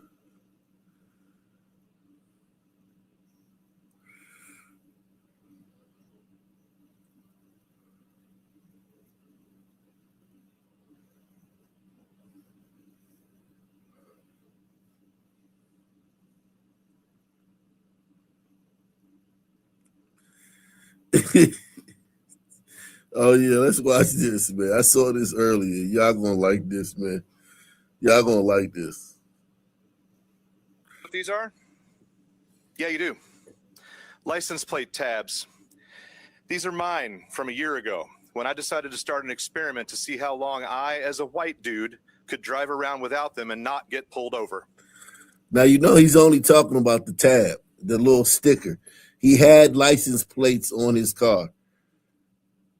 He just didn't change his sticker. You know how you got the little sticker you got to change on your license plate? I think it's the year, maybe it's the year or whatever.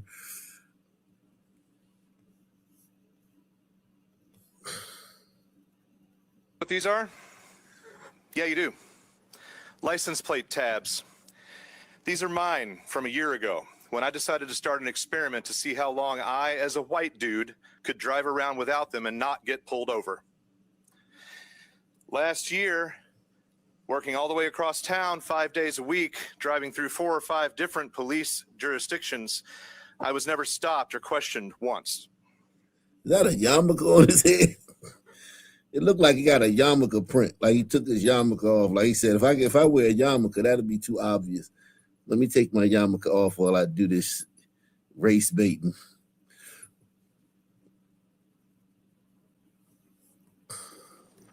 But please do keep telling us that there's no racial or class bias in policing. I bet if I started riding my bike around with a gun on me, nobody would call. But in the past couple of years, GRPD has killed on 2 out of 3 calls for simply being black and having a firearm, supposedly in a state where that in itself is not illegal. He said on 2 out of 3 calls. He thinks the Grand Rapids police has only gotten 3 calls about somebody with a firearm. He thinks the two big BLM issues, the 2 big BLM shootings that were in Grand Rapids the last fucking 5 years, he thinks those are the only 2 calls for a person with a gun that the cops have had in a city.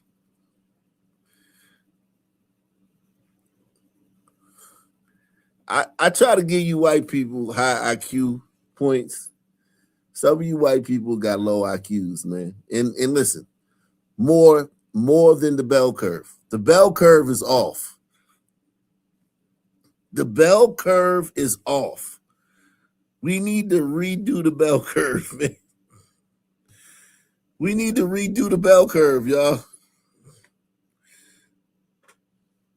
Press 1 if you want to because the bell curve was done in 1990, right? Press 1 if you want to have a study where they redo the data for the bell curve. Because 1990 was a long time ago. That was 36 years ago. We need a new updated data on the bell curve. This fucker thinks a city's police department has only gotten 3 calls for a person for a gun. Even if it was just one day, he would be fucking moron. But he thinks in like 3 years.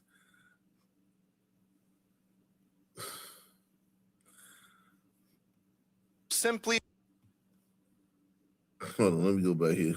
Would call. But in the past couple of years, there's no racial or class bias in policing. I bet if I started riding my bike around with a gun on me, nobody would call.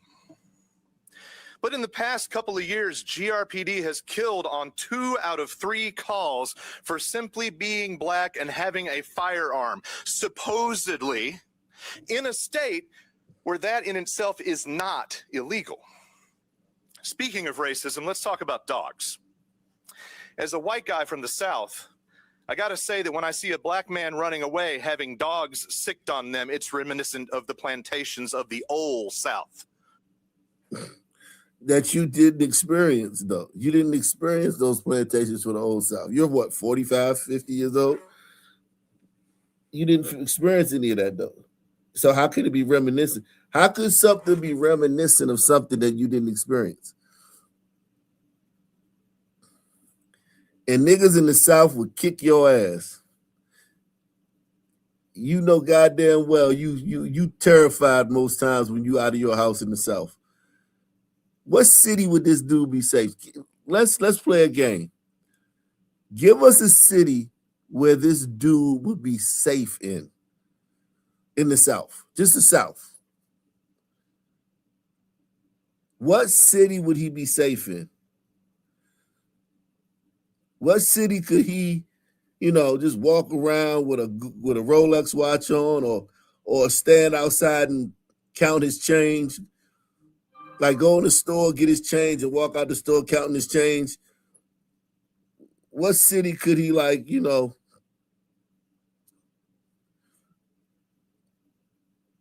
leave his car run in the store, double park, leave his car run in the store for 30 seconds and come back out? Where could this dude, what city would this guy be safe in? In the South. He said Charleston, West Virginia. That's not the South, brother. I don't even know what West Virginia is. It's hard to tell. Because West Virginia is not the East Coast, but it don't feel like the Midwest. But it's not the South either. West Virginia is just West Virginia.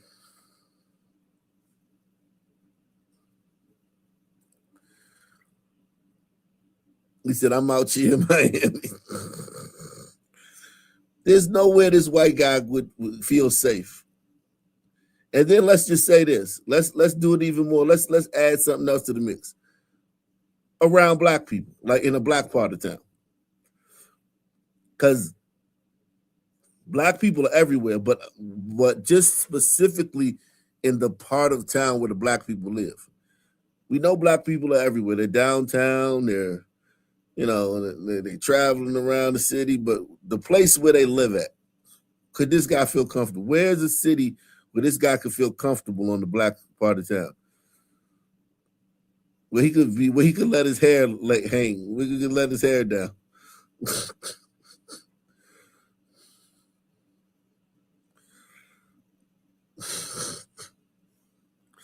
PL Sanders says, I thought I was on your channel yesterday and gave CNN $30.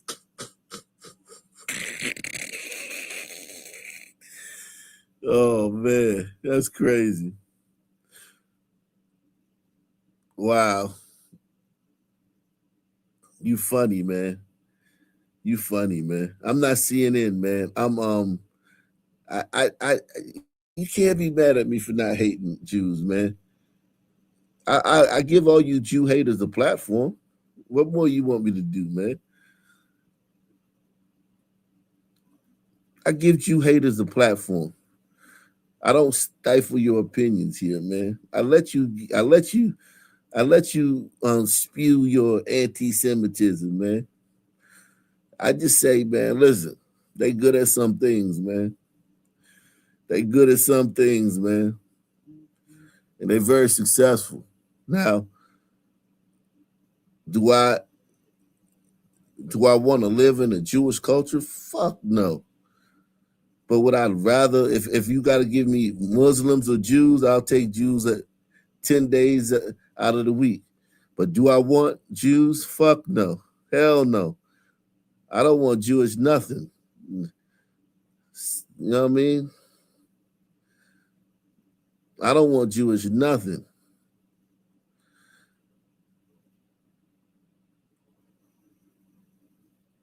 Maybe a Jewish lawyer. I'll take a Jew lawyer. But if you give me a choice between them and Muslims, fucking hey, man. The choice is simple, man. I can't believe it's not simple to you, PL. The choice is simple, man. It's a simple decision, man. It's simple, bro. Salute to you, though, PL, man.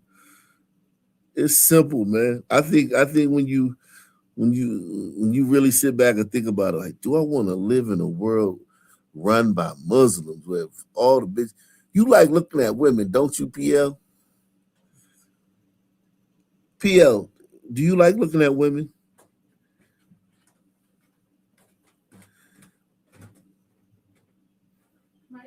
Hey.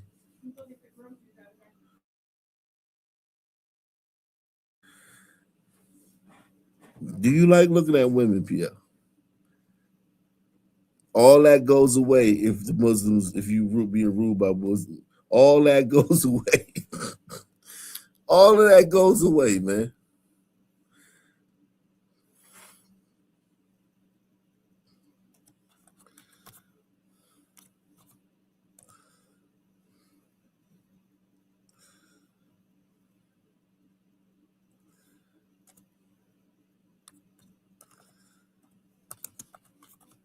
Okay? All of that goes away.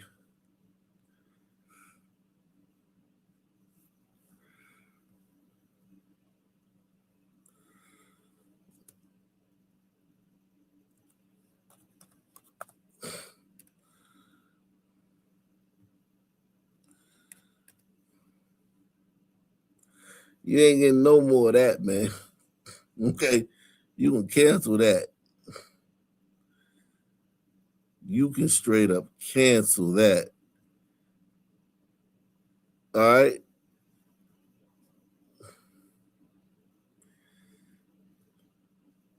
Cancel that. It's a wrap.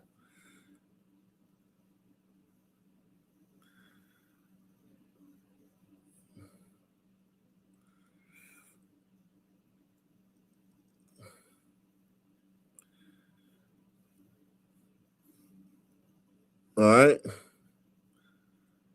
There'll be none of that.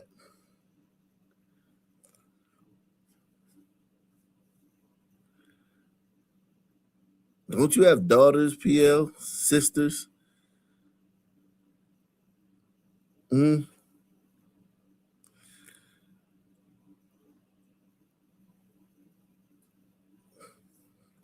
Let me show you something, man. Let me show you something, man, because I gotta go get these groceries out the car, man. I gotta go get these groceries out the car.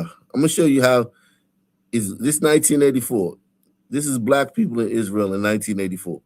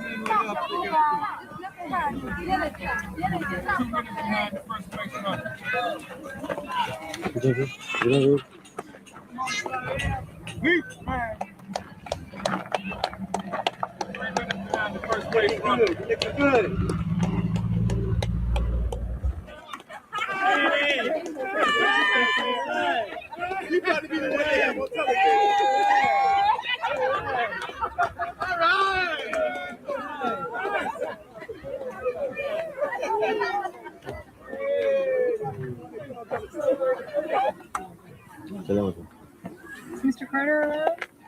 I wouldn't know just right now. If you can find him, we'd appreciate it. Okay.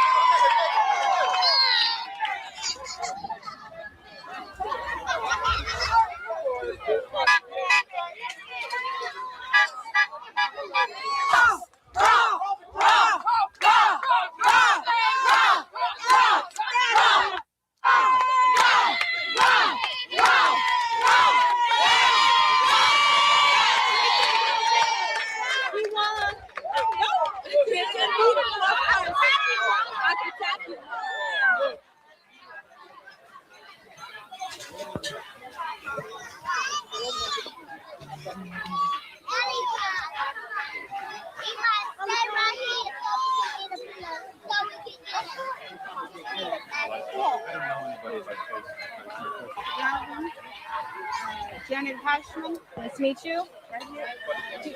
Do you want to? Then I mean.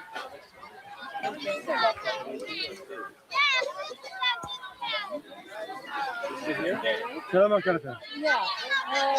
Selam arkadaşlar. Let's see. Is this all right for you? Yes. No problem. As long as you say it's better.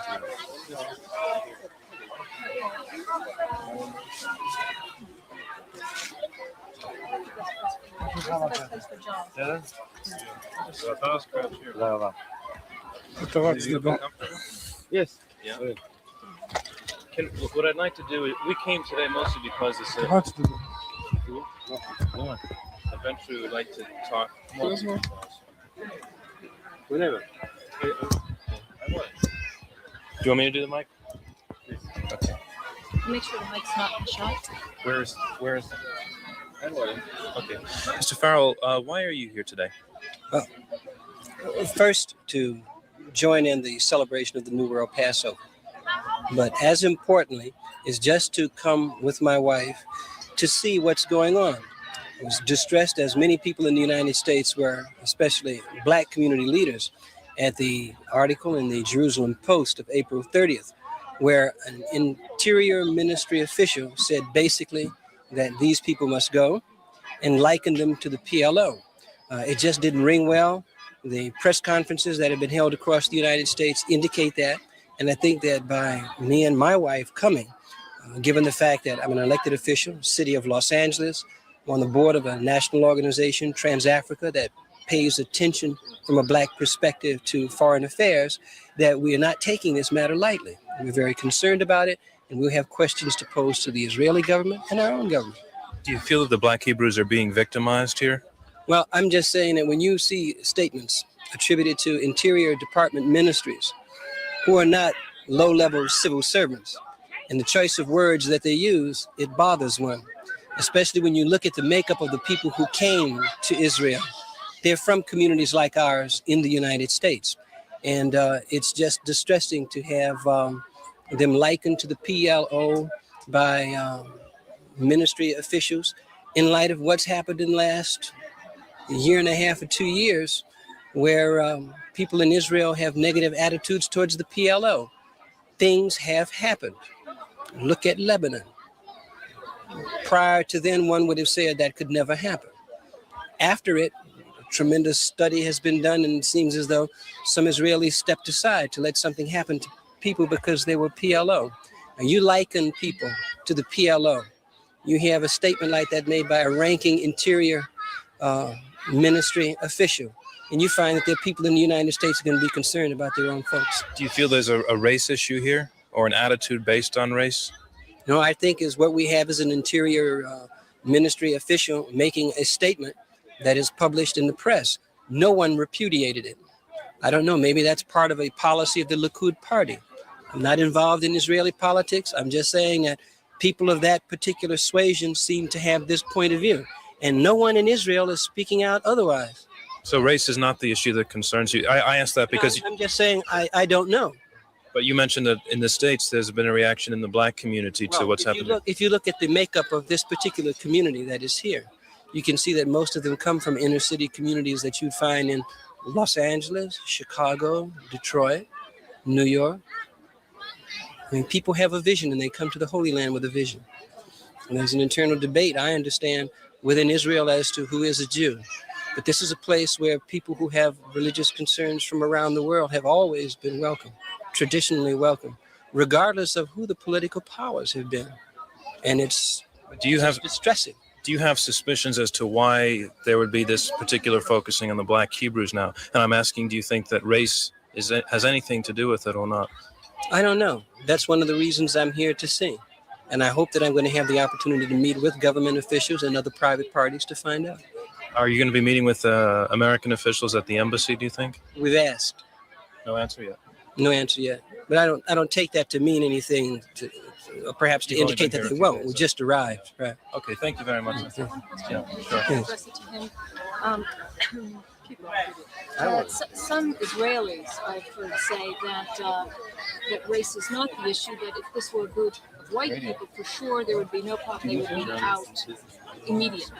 That the Israelis are quite sensitive to the race issue, and that any group of people coming in and claiming that they are Jews is not automatically welcome, just like that, especially after just giving up their citizenship in another country. I would respond this way. This just didn't happen. Okay, this just didn't happen yesterday. It happened more than a decade ago. There have been internal studies by Israeli government officials, and a report has been published. And then it just sits there. And there's been inaction. So how should one read the inaction? What is the Israeli policy? Is the policy to be implemented in a rational way that befits the democratic process in democratic countries? Or is it something to be put on the shelf, to be pulled out each time there's some political controversy, or one party or another wants some kind of a hot issue going into an election? I think that's something for Israeli citizens to consider. I'm just saying how it looks from the United States. What about the Bayard Rustin Commission that came here and you're aware of that? And found very, very negative results some years ago? Yes, and Bayard Rustin was repudiated by the people on the trip as soon as they saw what he had stated. The rest of the committee rejected his... I think that's also part of the record. And I'm just so sorry that you mentioned Bayard Rustin. The man has so damaged his reputation in his own country among a certain generation of Black American leaders that we say, such a shame. The Israeli community, the Israeli government, the American Jewish community and its leadership needs no apologists. What it needs is a situation where people can come and see and get information and make up their minds themselves. Have you talked to any people who wanted to leave the community, the people who have been written about probably more extensively? The negative side certainly has been written more extensively about. Have you talked to anybody who's wanted to leave and go back to the United States and their reasons for wanting to go back? No. Will you? Oh, you going to introduce me to some of them? Sure, they're easy to find.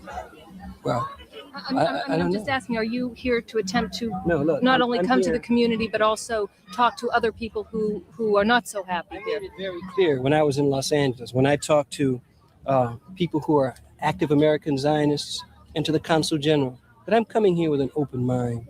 I'm not coming here to vindicate anybody or to try to make a point. I'm coming with an open mind. I think there are a lot of Black Americans today, elected officials and others, who are on the issue of foreign affairs. We're very concerned about what happens in the United States, and the United States' role in foreign affairs. We're very concerned with what happens to one of our major allies in the Middle East, and most certainly Israel, not only as an ally, but because of what happens in the United States in terms of the appropriations of American money that comes to support Israel. Loans, most certainly, and then the grants, most certainly the grants that are American tax money. And one would have to just assume that in time, Black Americans would begin to raise questions like this when the interests of our people are at stake. Are you okay? Interview those that want to return to the states that have left the community. No, you mean the ones who have left? Yes, okay. Yeah, the ones who have left this community and either want to go back to the States or are not happy here, the ones that are getting all the publicity, let's face it. Okay, well, I don't know. Mr. Carter, why do you feel that you've been getting so much bad press from the Israelis lately? Well, first of all, it's a setup. I would like to say that you can understand after the first year that we arrived here, the second year that we arrived, or the third year, some suspicions as to what our intentions were. But we've been here for 15 years. And for 15 years, the ultra-national religious parties have been trying to stir up tensions against the community and violence in Dimona, in the cities which we dwell. They have not succeeded. Every time an individual leaves the community, he gets top publicity, and they attempt to use him again to give the impression that there is something about to jump out of the box in the community that will have some type of an offensive effects against the state of Israel. That's a complete lie, a satanic, diabolical lie. We've been here for 15 years. As a matter of fact, most of the community members were born in Israel and have a right to Israeli citizenship. It's a setup. Do you feel then that you're saying it's a Likud policy and it's election time and that's why it's coming up now? Well, possibly because it's election time. But I do not feel it is just the Likud. I feel it's the ultra-nationalist religious party also that is a part of the conspiracy against the community. Part of what's fueling a lot of these newspaper articles is tension between the Black Hebrews and the Israeli communities around them. What do you say about that? What's the cause of those tensions and how real are they? They're not real. That's a lie again. 15 years in Israel, there's never been one major confrontation between the community and the citizens of Dimona, Arad, or Mitzpe Ramon. Just the opposite. We have excellent relationships with the people of Dimona, Arad, and Mitzpe Ramon. There is no tension.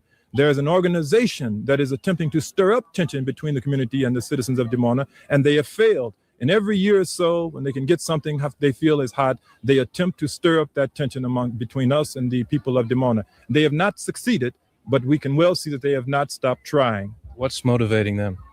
Their hate of the community.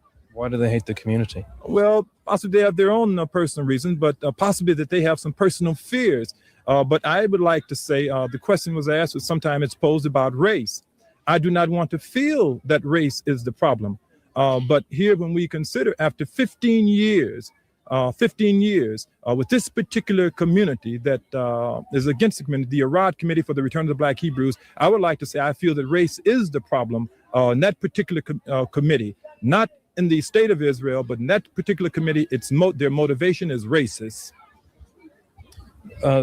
You've mentioned that some people have left and that they've gotten top publicity as a result. How do you explain the very negative things that they have been saying about the community? What's gone on while they were here? Well, I would like to say asking me that is just like asking the Israelis, why does the PLO have so many negative things to say about you? That's the part.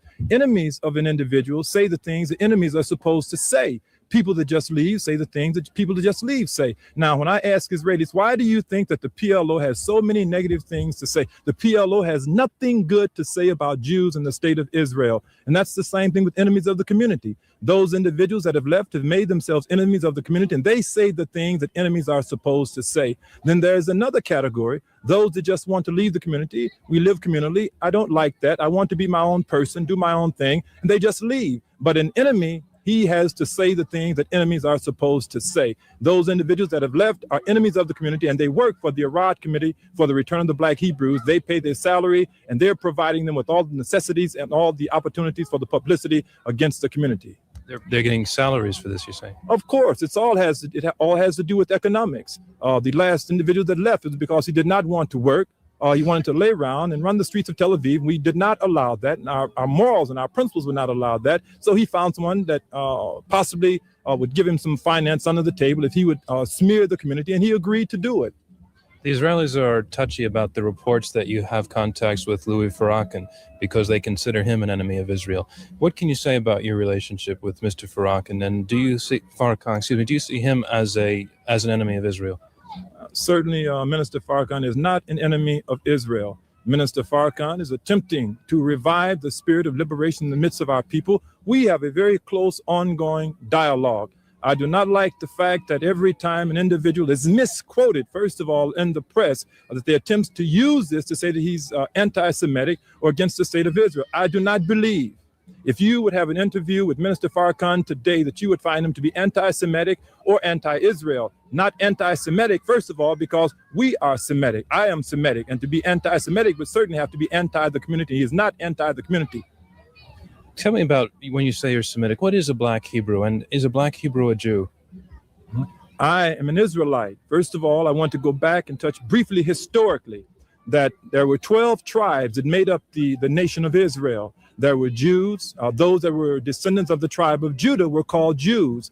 Those that were descendants of the tribe of Simon were called Simonites, and Naphtaliites. There were 12 tribes, but the nation was called Israelites. Only a descendant of the tribe of Judah was a Jew. But now, Judaism being a religion and not a nationality, I am an Israelite. My nationality is an Israelite. I am a descendant of the tribe of Judah. Therefore, I am a Jew. But when I say that I am a Jew, I only mean I am a descendant of the tribe of Judah. In the days of our fathers, to refer to a Levite as a Jew would have been an insult, for he's a descendant of the tribe of Levi.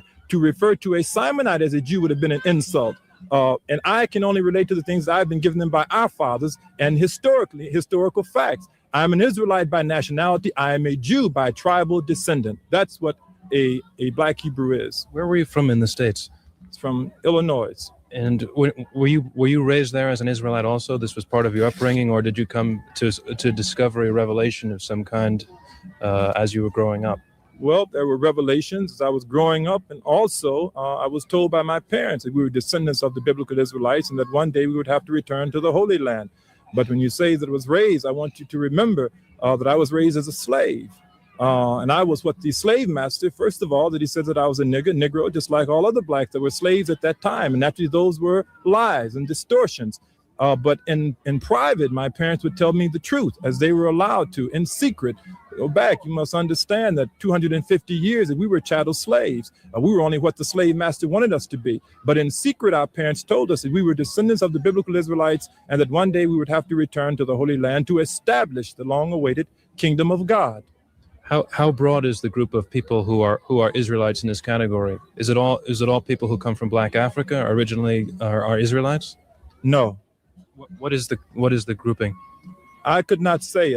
Possibly to several 100,000 and possibly up to maybe 1 million. But how does one know if he's a Black Hebrew or not?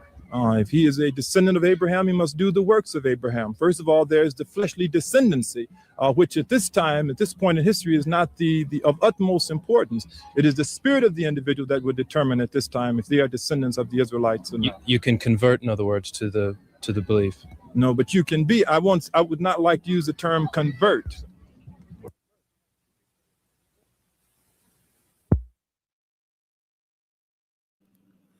Salute. Damn, I came back just in the nick of time. Just in the nick of time. Wow. That's crazy. Yeah. Salute to everybody out there. Oh, we have an update on the shooting.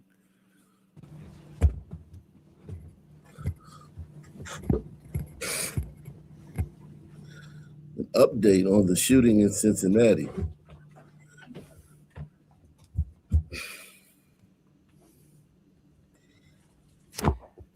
Good afternoon, and thank you all for joining us. Sponsor today's program, and if you hit the like button, take the $5 challenge, support the channel, buy me a coffee, PayPal, Cash App, Super Chat, support the channel, guys. Support the channel.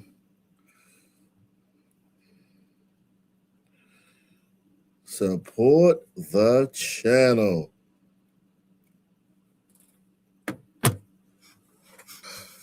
Yes, overnight around 1:00 a.m., a shooting incident occurred at an establishment in the East End with 9 confirmed victims. These victims have been treated at 2 area hospitals, and at present, there are no fatalities.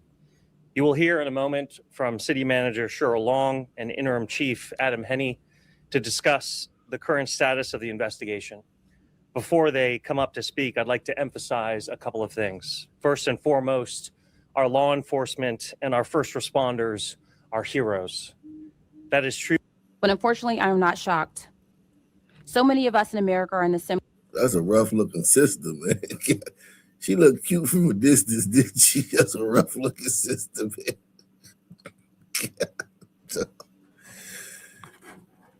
That's a rough looking sister right there, man. Whew. Whew. Jesus Christ. I'm in a bow shot, man.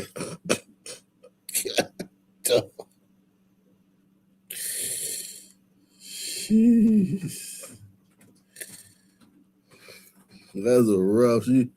She a Philly 7. A Philly 7, man. Jesus Christ.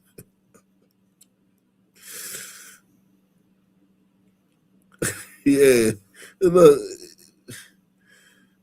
Hold on, tell me when they came in. Let me show you when they came in. And when they came in, it was like, oh, okay. It was like, oh, God, yikes, man. For those who responded to the scene to ensure the safety of everyone. Good afternoon. Like all of us, I'm heartbroken to witness such a senseless act of violence. But unfortunately, I am not shocked. So many of us in America are in a similar state of unease, not wondering if a shooting like this will occur, but when. The stress, the exhaustion, the confusion, they are constant. That moment when your heart drops because it's happening again is something we're all terrifyingly used to by now. I can only thank God that no one was killed. Our Cincinnati police officers, fire and EMS, and all other first responders who rushed to the scene are heroes of the highest order. Time and time again, they run towards chaotic and dangerous situations like this to protect us. Their work saved lives last night in its ultimate act of public service. Thank you, Interim Chief Henney, Chief Frank McKinley, and thank you to every single CPD officer and fire staff who jumped into, without hesitation, into this unthinkable case. Our officers are working at top speed to understand the facts, interview witnesses and victims, and piece together the crucial elements of this investigation. When that work is complete, they will move just as quickly to bring any and all perpetrators to. Perpetrators. She said perpetuators. Yo, man. What the fuck? You ain't cute enough to be messing up the words. If you can't read, you gotta at least be cute, man, right? Press 1, man. You gonna be illiterate, man.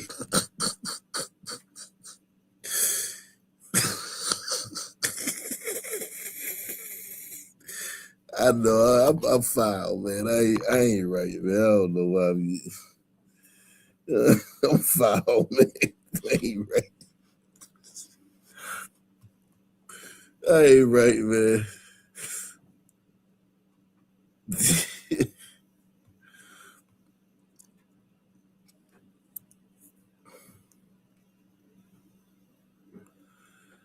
I ain't bring right. any and all perpetrators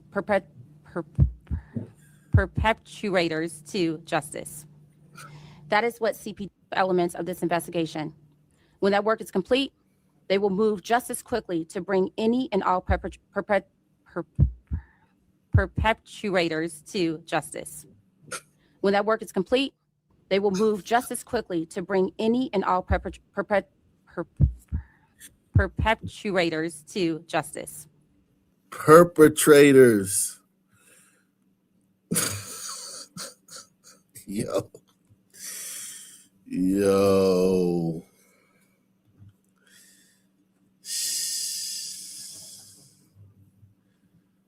Oh, man.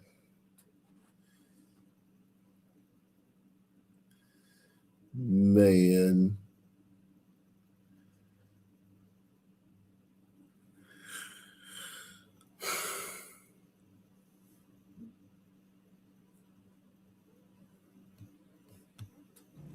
That is what CPD does. They do it no matter the circumstance. They do it using every innovative and problem-solving resource at their disposal. And they do it with the full support of me and the city administration. Unfortunately, right now, they are doing it on very little sleep, and I'm very grateful for them. We are very limited on confirmed information right now, but one thing is absolutely clear. There is no need for a deadly firearm to be crowded into a music venue late at night. I want to reiterate what I've said time and time again. If you have a gun, your top priority needs to be responsible ownership. Anything less is actively putting our entire community in danger. A responsible gun owner would be as appalled as we are to hear of last night's brazen violence. A responsible gun owner understands that deadly weapons have no place in large crowds and at entertainment venues. A responsible gun owner looks at a situation like this and is as furious as we are, because word gets around. People know who is dangerous. People know who has a gun and shouldn't. Responsible gun owners are not running to circles that would fire in a crowd of people. If you own a gun, we need this responsible gun owner to be you. If you cannot comply with these simple rules, you are complicit in the violence. Hey man, once you went constitutional carry, you really can't. I mean,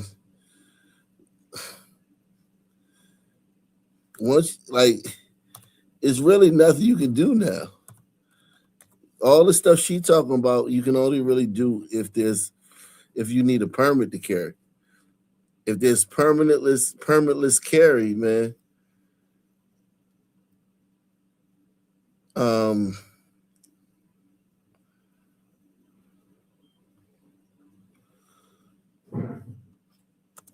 You really can't do anything, man. Yeah, in 2022, Ohio enacted constitutional carry. So yeah, if you 21 or older, and listen, try being that cop running around checking every black dude who got a gun in his waist for ID. See how quick the NAACP be on your ass.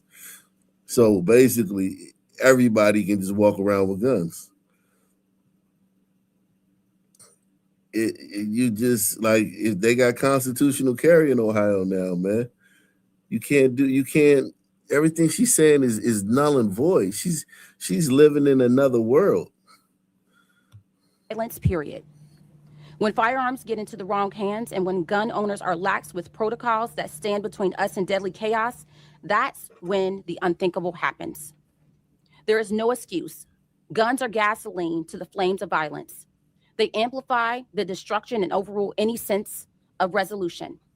Gun owners are responsible for keeping their dangerous weapons far away from people and venues where they have no place.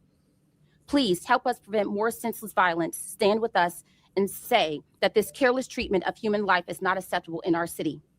Never has been, never will be.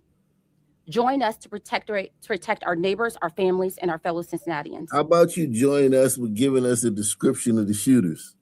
Press 1. Join us with giving us a description of the shooter. Shout out to my man. Shout out to Evil Bunny, man. Evil Bunny. Salute to Evil Bunny coming through, man. Shout out to you, man. God damn. I know, my man said, I'm gonna take it one step further. He said, Bad Bunny, hold my beer. God, my man said, I'll be Evil Bunny. Jesus Christ, man. I also want to remind everyone, the city invests in helping families and individuals navigate gun violence. Like the incredible work of CPD's Victim Assistance Liaison Unit, led by Karen Runze. Karen and her team are the ones who step up and help when everything feels like it's falling apart. They help victims. You know, one moment there you are doing your job and you're having an event that is extremely peaceful. Okay, so they're not going to give us the description of the shooter. Let's go to the other shooting. Austin.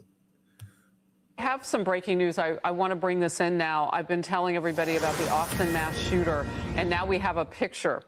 And this is what we're finding out per multiple federal law enforcement sources to our own Bill Mallusion.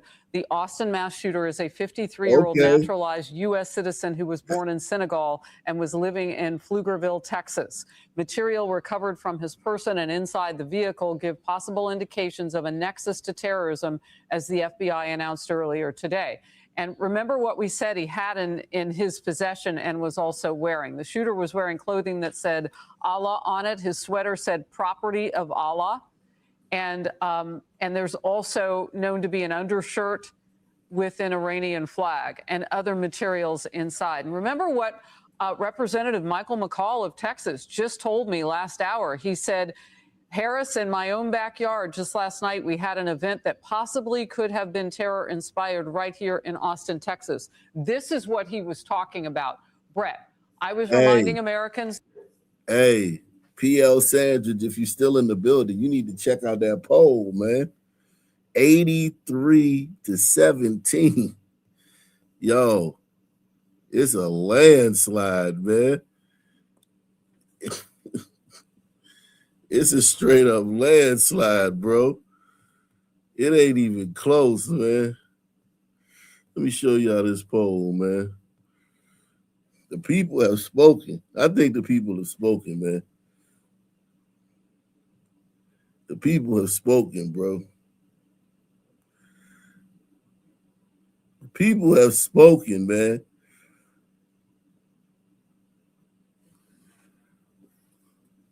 I think I need to put up another poll, man. People have spoken, man. God, dog. That's crazy, man.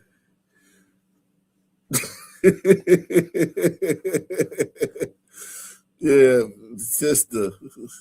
PL said, "Is you are you a sister or you a glider queen?"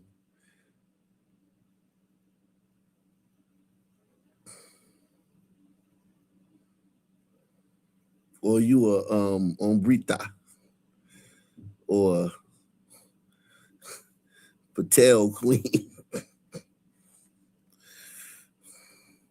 A glider sister. Oh Lord. A glider sister. Oh man. That's good though. That's good. A glider sister, man. A glider sister. That's right, man. That's right, man. You repping both. You repping. You got dual citizenship, man. That's what's up, man.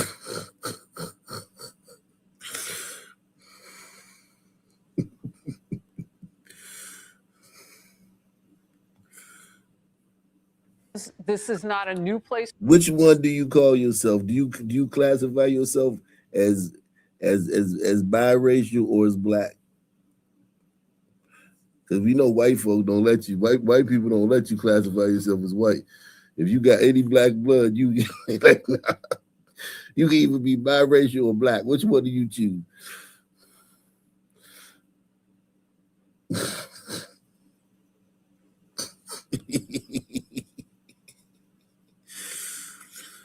For us to be in terms of keeping our heads on a swivel. But it bears repeating, we've lost Americans in the fight on the battlefield, and protecting the homeland now is also something that we must be on the alert. Now, authorities have not tied this Austin situation to what's happening in the Middle East as terror related to that, but they are investigating it just moments ago, confirming as a possible terror attack. Your reaction? Well, we have to remain vigilant. I mean, Khamenei, he was a religious figure. We don't know if this attack was associated, but it very... Joe Curry is biracial. So Joe says black, whites say he's black, and black say he biracial. That is crazy. That's crazy, man. I can see how that could be, how that could cause, a complex. Identity crisis, man. If you around white people, they be like, hey, black guy. And you come around white people, and they be like, black people, and they like, shit, nigga, nigga, you ain't black. Yeah, I can see that. That could cause a big identity crisis, man. My condolences, man. Well, maybe, but the fact is, this isn't a representation of how most people from that region feel. The Iranian people, they fear their own rulers more than our own military. They hate, their own oppressive rulers than anyone else.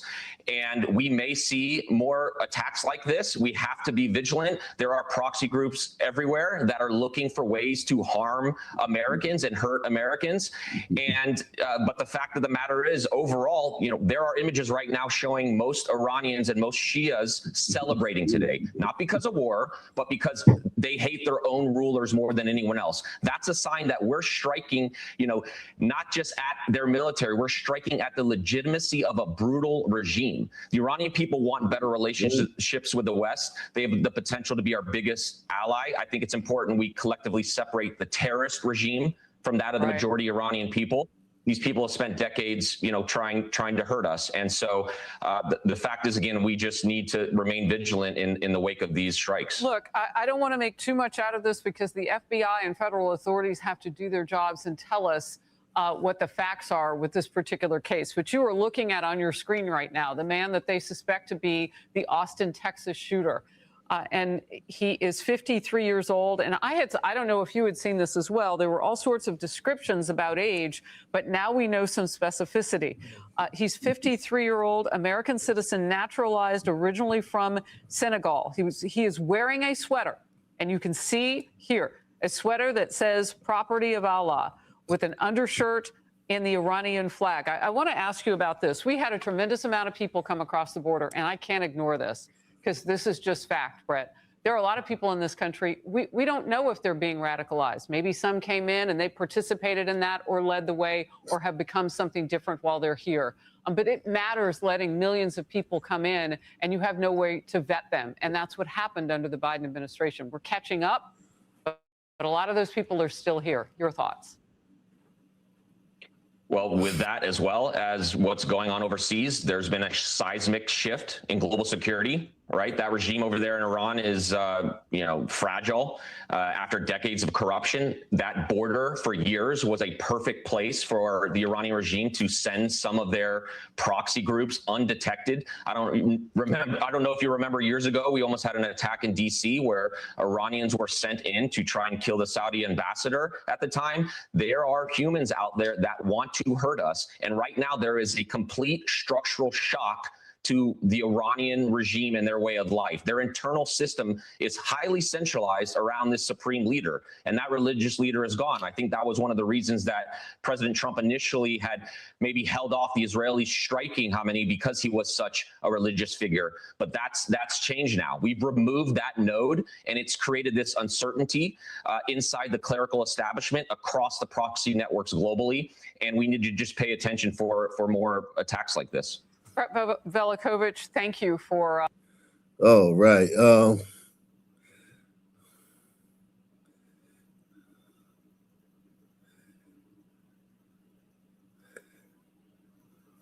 Whoa. Let's see what else is going on. What else is going on? They say raw presser. Let's see anything raw about this.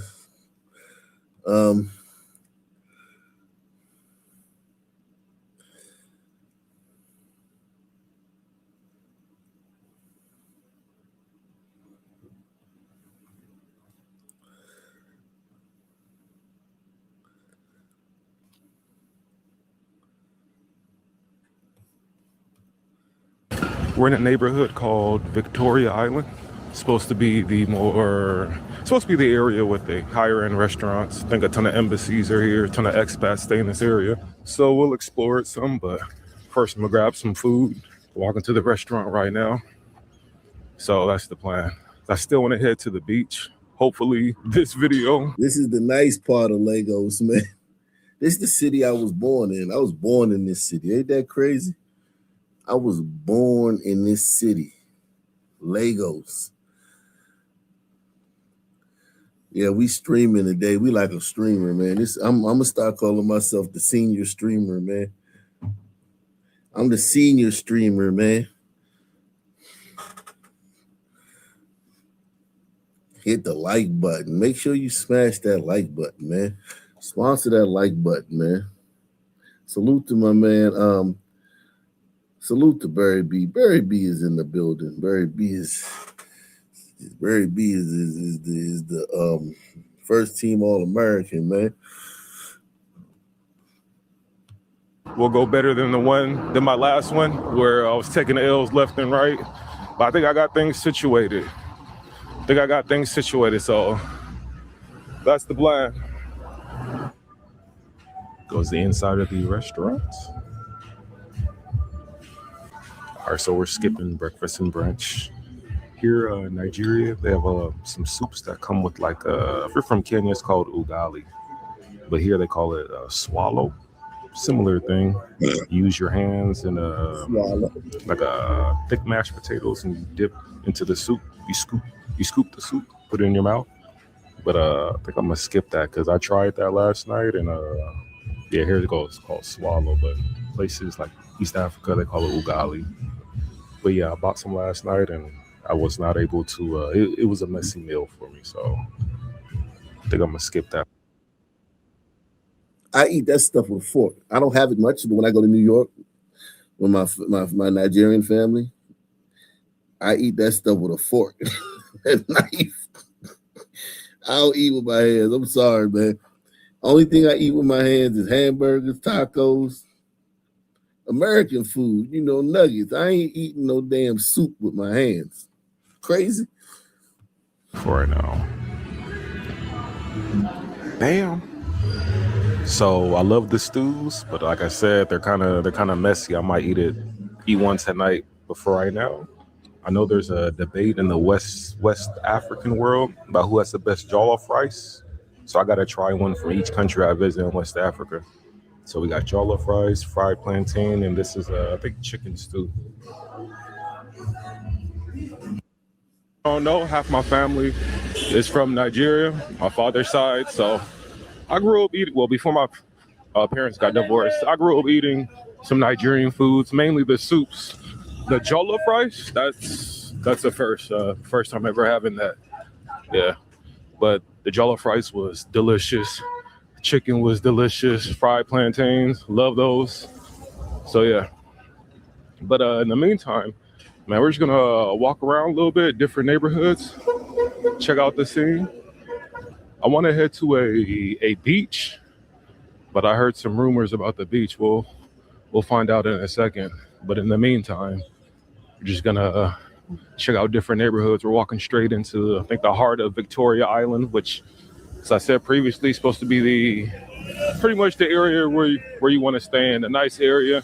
To the embassies, hotel. This is the nice area. This is the nice area, y'all. Wow. Fucking A, man. This is the nice area. And listen,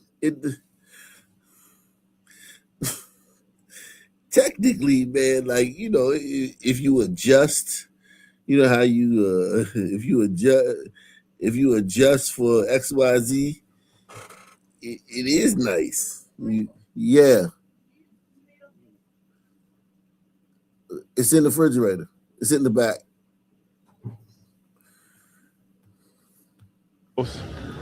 Things of that nature. Maybe not in this specific zone that I'm walking right now, but I think further down, that should be the case. So we got a nice car. He balling.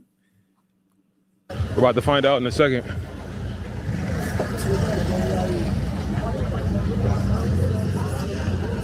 And then we'll walk to a different neighborhood.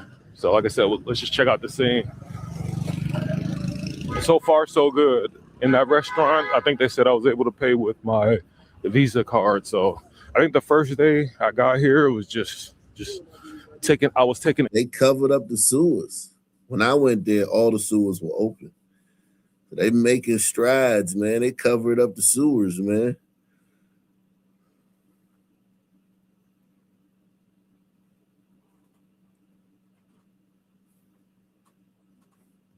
It was left and right. It was just, I guess you want to say bad luck or whatever. But it seems like things are getting situated here. Yeah, but we're making our way straight. Well, they got grass growing out the sewer right there, but whatever. So give me 1 second. Oh, guys. Okay, see, this is how it was when I was there. All the sewers were open, like everywhere. The sewers just flowed down the streets. And of course, there's a lot of trash in there because the wind gonna blow all the trash in there. So this is how it looked when I was there. This was 93. Woo! Look, I think I'm about to head to a different neighborhood. Look, seems like just a concrete jungle. As cars drive by, I got dust blowing in my face. So, yeah, we're probably gonna head to a different neighborhood. I want to head to the beach area. Now, the beach I went to last time, I don't know what the deal was. Maybe it was private, couldn't get in. So I'm gonna see if I head to a different one. It's supposed to be called Landmark Beach. Landmark's supposed to be, I think, the most popular beach out here in Lagos. So I'm gonna try that. I'm calling Uber here in a second. But yeah, we're gonna head out of this area, just pretty much a concrete jungle. All right, we're taking more L's today. I wanted to stop at Landmark Beach. And as we pulled up, told the Uber driver, hey man, I'm trying to go to the beach. I don't see any water. I was informed that the beach is no longer here, basically. And this is just what I was told. Don't know how much of it's true, but basically there was a beach here, very popular, provided a ton of jobs, tourism. But then the government destroyed it to make way for a highway. And then allegedly after they tore down the beach, they realized that they didn't need to tear down the beach in order to create the highway. So basically they're trying to rebuild the beach. But in the meantime, I guess they just have these things. So a Hard Rock Cafe, an event center, cinema. Yeah.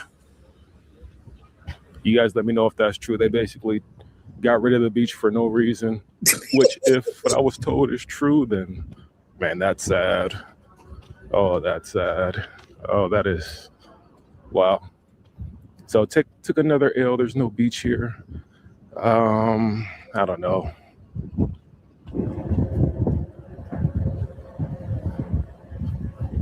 Yeah, but I saw pictures. There used to be a nice beach with basketball courts, tennis courts, a ton of restaurants, beautiful water. Yeah. None of that's here now.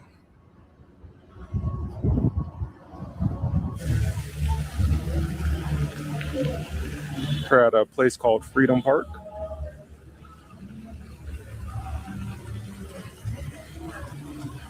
On the other side of that wall, they have, I think, a skate park. But they say they usually charge for cameras in here, so I'm trying to be low key with the camera, but we're gonna make our way around.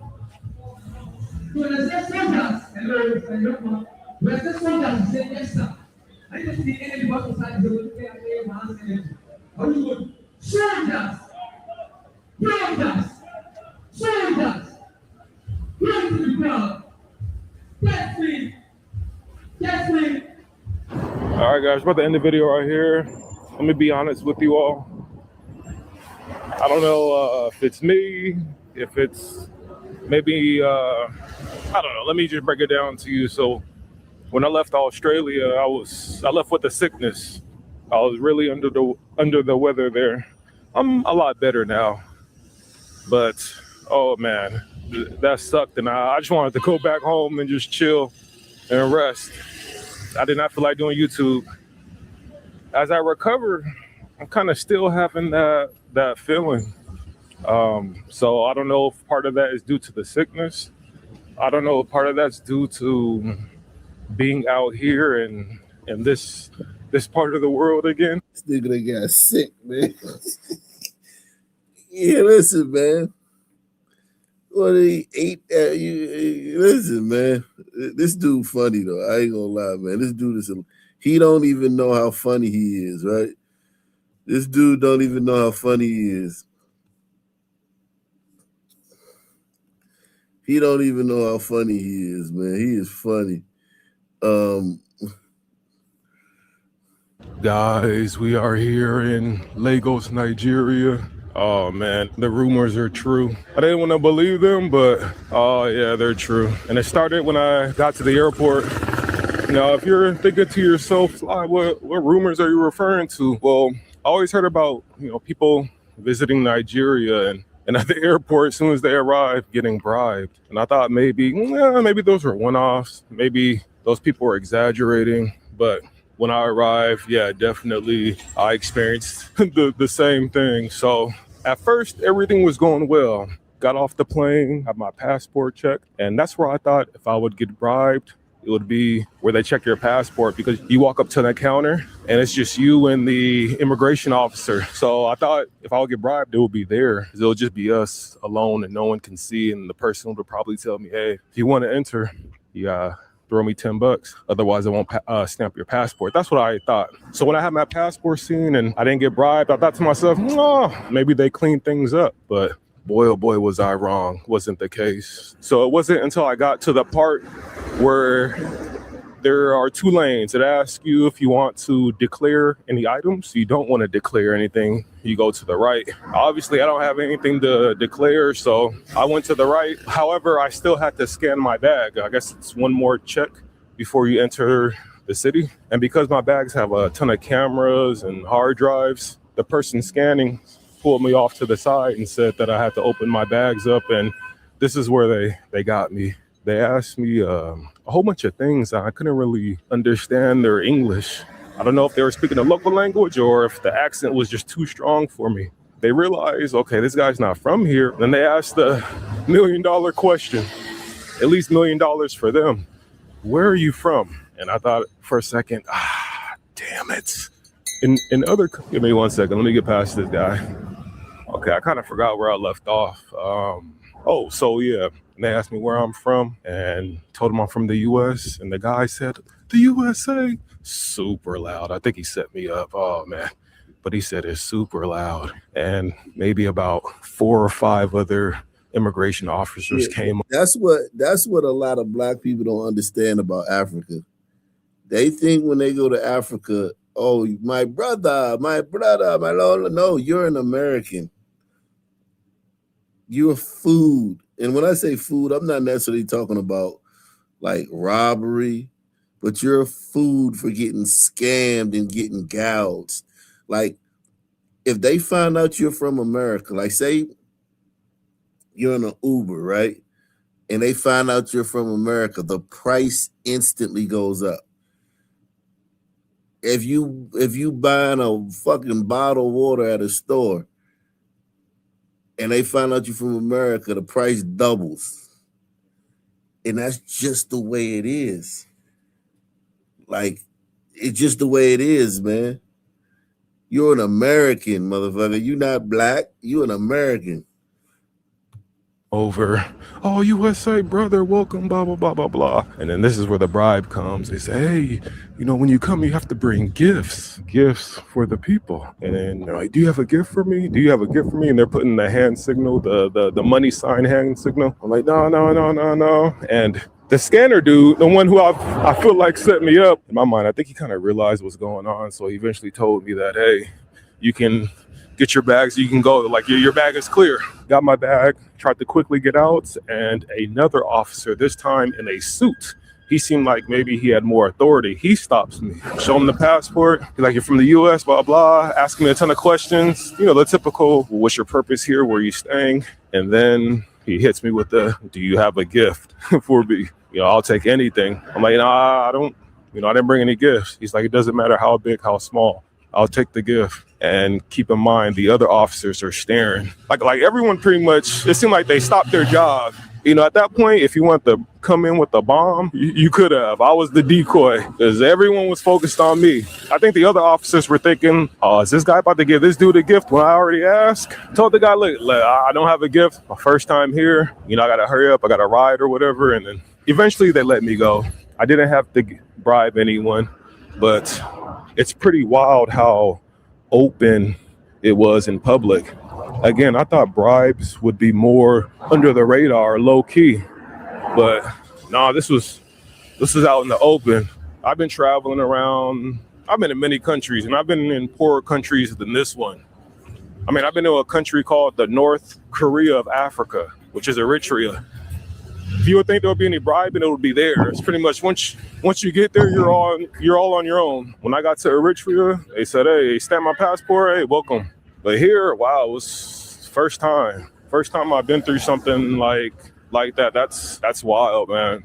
That's pretty wild. And again, it's pretty pretty sad to see. I mean, if bribing is like that openly in the government as soon as you arrive, I can only imagine how things are on the ground. So pretty wild, man. Pretty sad.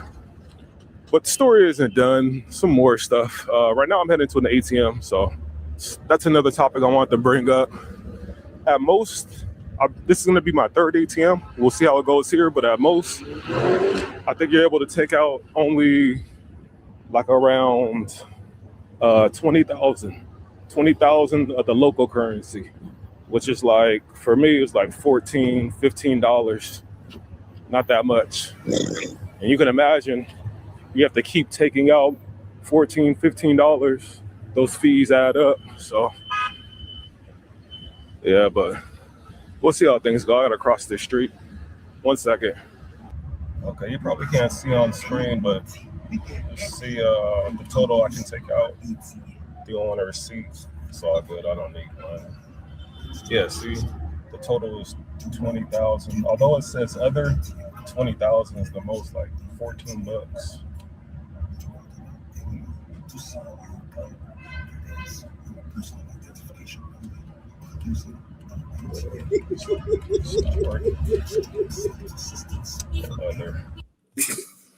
Other, and then type 20. Well, let me type 30, see what happens. 30. It's 30. Let's see. Yeah, see, you can't. 20's the max. 20. 20.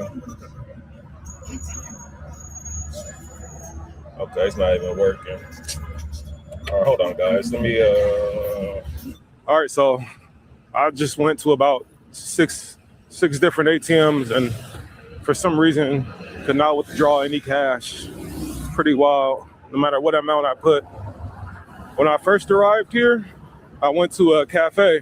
Not a random cafe. This was like a nice one with AC, and on the front door it said Visa. So I'm like, cool, I can use my card.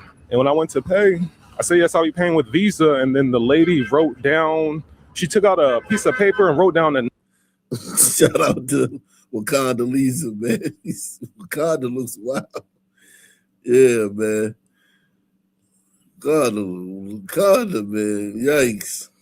Hey, I said, yes, I'll be paying with Visa. And then the lady wrote down, she took out a piece of paper and wrote down a number. I'm like, what's this? She was like, oh, it's the bank transfer. I'm like, oh, no, I'm paying with Visa, with the credit card. It's like, oh, no, you can't do that here.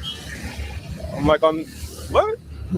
Like the front door, it says Visa, but again, I guess their machines don't accept it or what, I don't know. Either way, I said, maybe it's just this cafe. So thankfully I had cash. I had got some at the airport, so we were all good. Once it was time to check in, put my stuff in the room, quickly went to the grocery store so I can grab some water, some stuff for the room. And when I got to the grocery store, bought a whole bunch of stuff. When I got to the cashier, I asked, can I pay with Visa here? She said, yes. She ringed up all my stuff. Again, she took out a piece of paper and wrote down like some number. I was like, oh, no. Paying with card, like my Visa card, credit card. She said, no, we don't accept that. I'm like, in the whole store? Yeah, we don't accept that, like bank transfer. I think here in Nigeria, they do something similar to what they do in Kenya. In Kenya, they have the whole M-Pesa stuff where you're able to pay with your phone number, which is pretty cool. But the thing about in Kenya is that they give you the option, if you don't have the M-Pesa, the phone number, whatever stuff, you're able to pay with a bank card, no problem. Here, it seems like they may have something similar, like a bank transfer thing they do, but it seems like they don't have the option, or at least from my experience so far, to pay with any bank cards. Visa, credit card, MasterCard. It's pretty wild. I think that would be a first. Maybe I'm doing something wrong. Maybe I shouldn't say the word Visa, although I think that's standard. Maybe I'll say, hey, let me pay with the, maybe they don't like credit cards here. I'm gonna try next time with a debit card. That's what I'll try. But I find it strange if this whole city I'm not able to pay with a credit card. I think that would be a first. The only other country I've experienced this in, I think it would have to be Cuba, which should be self-explanatory, and then maybe Iraq and Iran. Like some crazy off-the-wall, super sanctioned countries.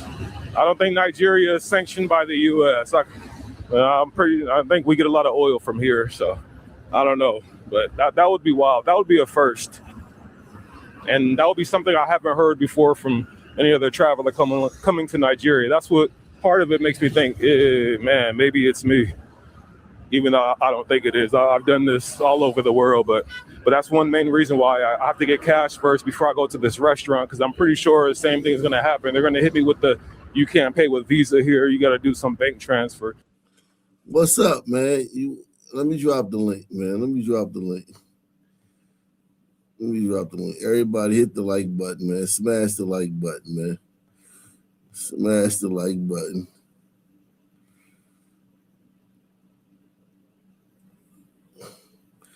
We said a good blend in is to have expensive camera and talk really loud like everyone else. Yeah, if you want to come up, man, link in the description box, man. Yeah, I'm just streaming today, man. I'm just streaming like them young boys, man. Take the $5 challenge, sponsor the show, man. Type stuff. So that's the plan.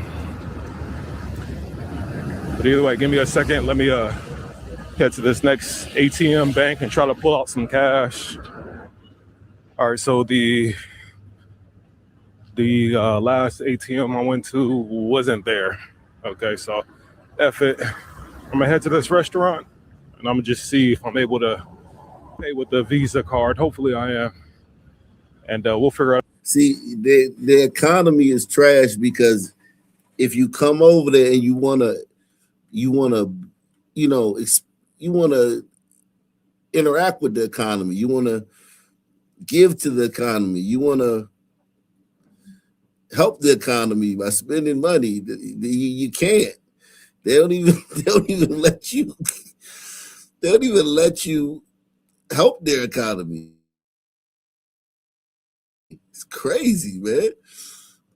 From there, if I'm not, we'll just skip past that, and I want to head to one of the beach areas and check that out. So that's the plan. But let me go to this restaurant real quick. Okay, the place I want to hit up is supposed to be called Idomo's, but I was told the name changed to Stephanie's, which I think this is it right here, this little orange building. Or no, actually it might be in here. Let's see if they still serve Nigerian food. 1 second. All right, so I went inside and I just couldn't do it. Spidey senses were saying not to do it. Online they have some pretty good reviews, but I get in there, the lights are pretty much all turned off. The workers are in there, but no one's inside. I was just like, I just can't. Look like they're closed. That's what I asked them. I said, look like y'all are closing there. I said, no, we're not. But again, all the lights turned off, dim inside. I don't smell any food. I'm like, man, is the chef even here? And again, the name change. Why the name? Why did you change the name from the original? The original name was Idomo's, and then now it's called like Stephanie's. So to me, it seems like you went from like a Nigerian name to like Stephanie. I don't know, what's that, like a Irish name? Not Irish, but English name? I don't know what Stephanie is. So like, why the name change? It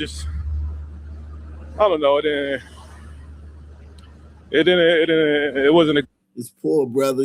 I'm going back to the motherland, man. Experience my people, man. And you can't find an ATM network, a restaurant. Yo, man. This is insane, man.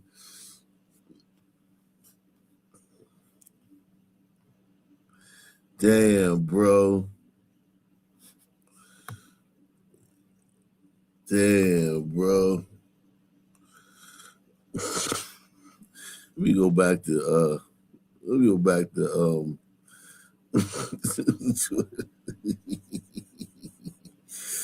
jeez.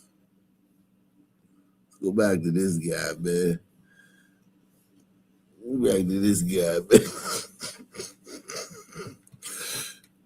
Everybody smash that like button, man. Smash the like button, man. We in the building, man. Smash that like button. We are live and direct. Seeing you streaming, man. This is streaming for old folks, man. This streaming for old folks, man.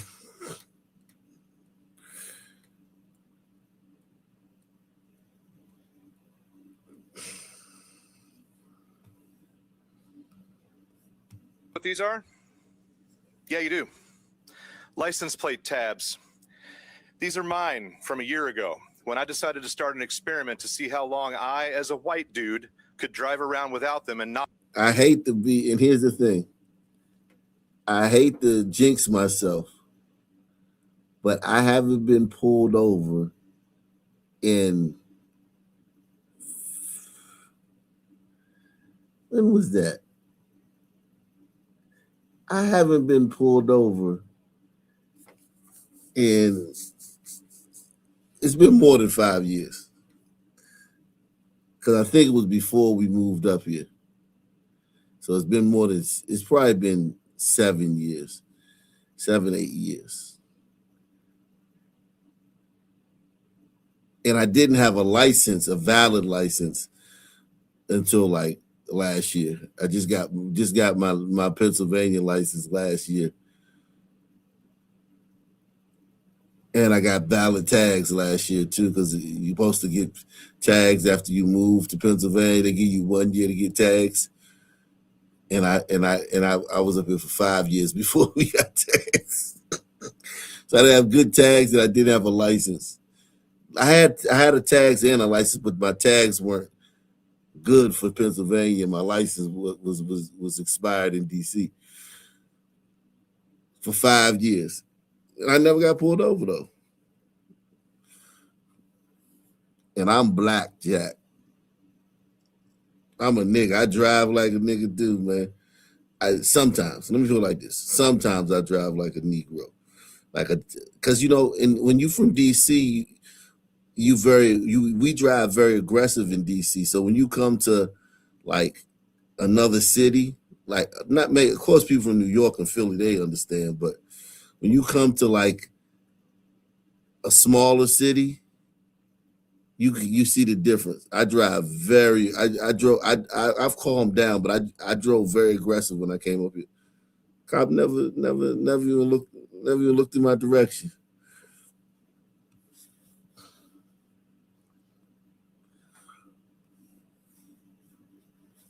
Not get pulled over. These are what these are? Yeah, you do. License plate tabs. These are mine from a year ago when I decided to start an experiment to see how long I, as a white dude, could drive around without them and not get pulled over. Last year, working all the way across town 5 days a week, driving through 4 or 5 different police jurisdictions, I was never stopped or questioned once. But please do keep telling us that there's no racial or class bias in policing. I bet if I started riding my bike around with a gun on me, nobody would call. But in the past couple of years, GRPD has killed on 2 out of 3 calls for simply being black and having a firearm, supposedly in a state where that in itself is not illegal. Speaking of racism, let's talk about dogs. As a white guy from the South, I gotta say that when I see a black man running away having dogs sicked on them, it's reminiscent of the plantations of the old South with an E. Delbert, release the hounds, that boy's running. I concur with those who... Look at the brother right here, he had to laugh. He had to laugh. Holy moly. These white liberals are so fucking racist, man. Jesus Christ. Holy moly, that was racist. Delbert, release the hounds. That boy's running. Release the hounds. That boy's running. Delbert, release the hounds. That boy's running. Delbert, release the hounds. That boy's running. Delbert, release the hounds. That boy's running with an E. Away having dogs sicked on them about dogs. As a white guy from the South, I got to say that when I see a black man running away having dogs sicked on them, it's reminiscent of the plantations of the old South with an E. Delbert, release the hounds. That boy's running. I concur with those who've called for drastic change in the dog policy at GRPD. I also join with those who are very tired of listening to a group who doesn't even rank among the top 15 to 20 most dangerous professions bellyache about how they supposedly feared for their lives while nestled snug in their body armor. Mayor, you urged people last night to have ideas rather than just complaining. But ideas are always rebuked by cops as a coddled class hiding behind endless excuses, red tape, assorted jingoistic mythos, and an endless pecker measuring machismo. Look, David, I get it. You're insulted and maybe a little butthurt that people like me will come up here and get on you about your promises. I saw the Facebook unfriending. I read the cold, stoic handshake a couple of weeks ago. But you're the one that promised to take on policing as an issue in your campaign and that we shouldn't be arresting people all the time for every little thing. And then you went and made a video carrying water for exactly that. Nobody's trying to belittle progress on stuff like financial disclosures, but I can guarantee you that has never saved a life. And imagine how much faster you could move if you stopped caring about wealthy puppet masters and feelings and egos in this building. Besides, until financial disclosure for all those appointees is a thing, this is nothing but political theater. So I reiterate my question from last night that you dodged about your personal political capital. You're unique. You can push back. You're better equipped than any prior mayor to throw some elbows. What keeps you from flexing? Make it make sense. Tonight, I'm not staying for whatever gaslighting emptiness comes off the dais. I'm making room for somebody else to come upstairs here to this podium. This has already done enough for my mental health, and it's only a freaking Tuesday.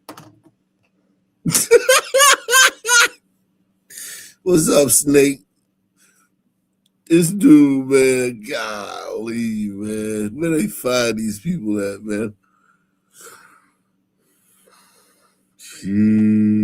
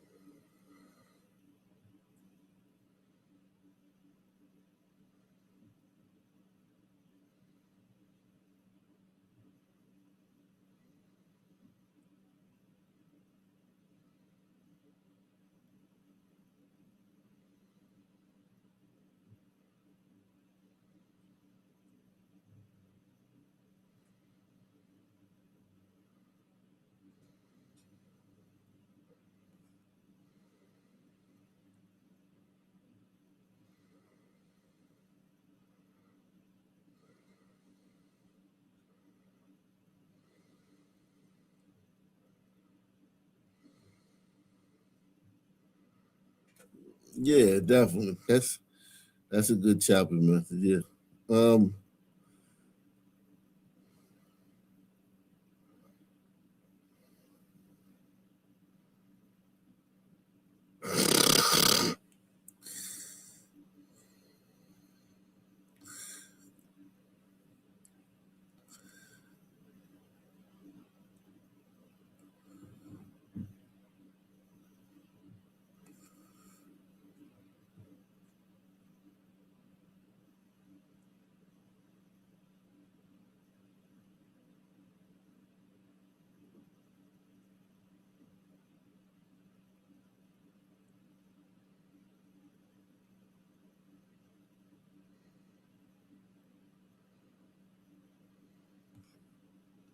I knew these motherfuckers was gonna eventually show you their true colors. Everybody talking about these two motherfuckers. The Hodge At twins. the end of the day, it's all about money, and everybody knows this shit. Motherfuckers keep putting money in the right motherfucker's pocket, and they can be bought. It's that simple. But y'all know, coming from this, you eventually knew the fake bullshit was gonna come out. I'm just saying, you know, they fooled us once before, and now they back again as the Hodge twin motherfuckers trying to be all motherfucking political and shit. But fuck your feelings. They always been fake, and they gonna be fake forever. What did the Hodge twins do? What did the Hodge twins do? Anybody know what the Hodge twins did? Oh, they turned on President Trump.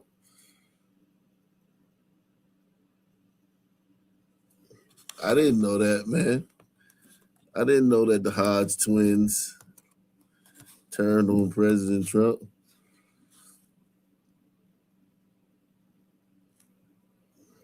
Let me see.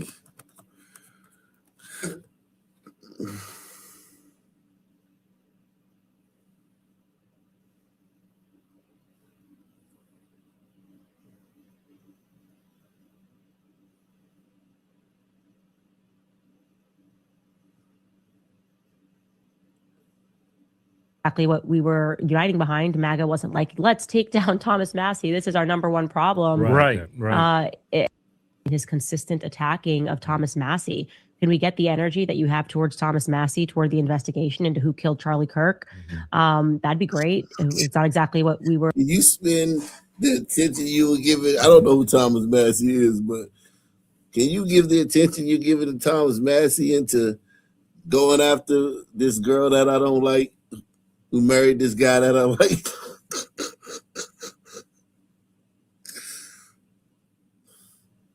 That's basically what she just said. His consistent attacking of Thomas Massie. Can we get the energy that you have towards Thomas Massie toward the investigation into who killed Charlie Kirk? That'd be great. It's not exactly what we were uniting behind. MAGA wasn't like, let's take down Thomas Massie. This is our number one problem. Right. And so it's almost like somebody has his phone and somebody is telling him what to say, when to say it. And that's, you just don't get $200 million and not owe somebody. And Right. it seems to me seems to have been the cost for this administration. I think his attacks on Thomas Massie and Marjorie Greene is when he calls them names, it's like an ulterior motive that he's not sharing with MAGA. I think he's doing it for foreign interests, and he's not really putting America first. Like his attacks on Marjorie Greene, calling her a traitor. I remember when I went to one of his rallies and I met Marjorie, and she was discussing about I really think they're trying to put Trump in jail. And she looked very concerned, and she was very worried about him. And then to see him to go on TV and to call her a traitor, it's like it really pissed me off. I think a lot of us felt that way for the exact same reason. People that took real risks to support him, people that were willing to be tarnished, have their reputations tarnished for supporting him when it was not popular to do so. You see how quickly he will flip on you if you don't worship his perspectives, because he needs the compliment that what he's doing is right, even when it's wrong. And Charlie was that rare person who would tell him the base is not going to like this, as he did with our involvement in Iran. Like, this was one of your promises that we weren't going to get involved, and you're not delivering on that. He no longer has that perspective in his ear. So he has just a bunch of Zionists telling him, showing him articles that have been written by Zionists. Everybody loves you. This is great. And you can see that misdirection. It's like he's putting things out there that are so obviously not going to make his base happy. And you have to wonder who is informing these terrible perspectives. And the answer is Israel's entire apparatus that has... She hate Jews and she hate Erica Kirk. Everything always comes back to Jews and Erica Kirk. Infiltrated. And so he's not even... I don't even really think there's a conversation to be had about what Trump's going to do anymore. It's Bibi Netanyahu. What does Bibi Netanyahu want? And what is America going to get? Do you think that's hurting his base going forward? Like Republican voters, like in the next presidential election? Do you think the Republicans are going to lose a lot of steam if they feel like the Republican nominee is going to be an Israel first president? Left and right. If you are Israel first, you're probably not going to secure the nomination. That's what I would say. Yeah, Candace is crazy, man.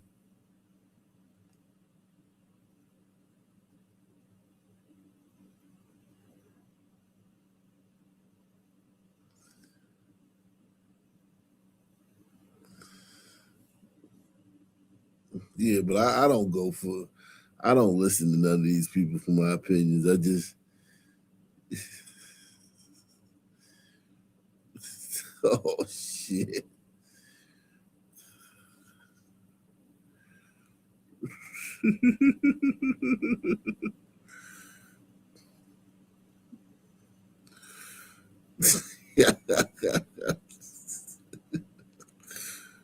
Let's see.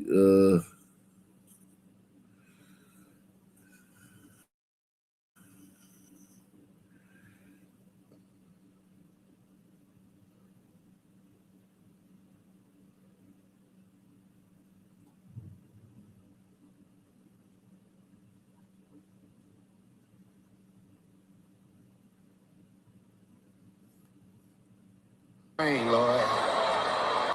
What's that work, Lord? Definitely. Lord, we want you to bless our sister Nicki Minaj, Lord. Yes. She's been going through a lot lately, Lord. It hasn't been herself, Lord. I believe whatever's in her ass is affecting her brain, Lord. Take it out of her ass, Lord. We bind that spirit in her ass, Lord. Nikki ain't black no more. Nikki ain't black no more. Self, Lord. Nikki don't get the protection of being a sister no more, man. Ain't that funny how that worked? Press 1. No more black woman protection for Nikki.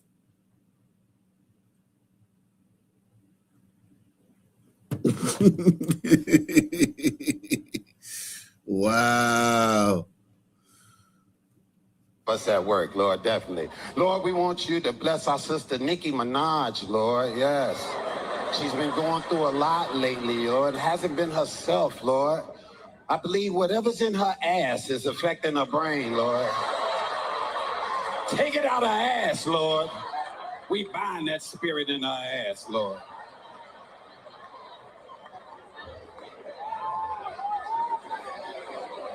What's that? Holy shit.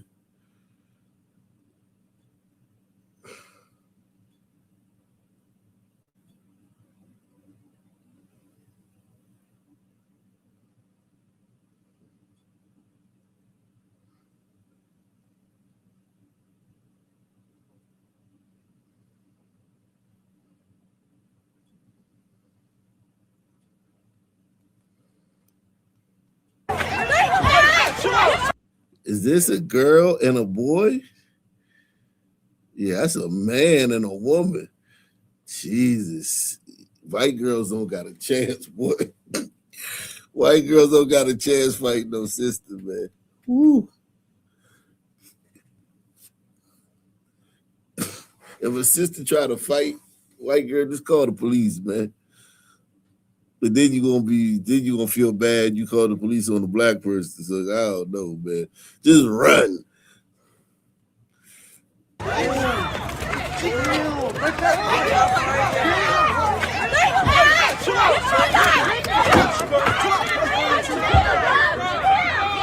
Why she look at me? Why she just get up on him? Because she took his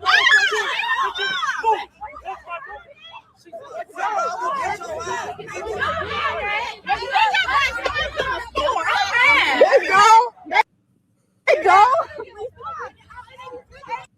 Damn, yo, Jesus Christ. Holy moly.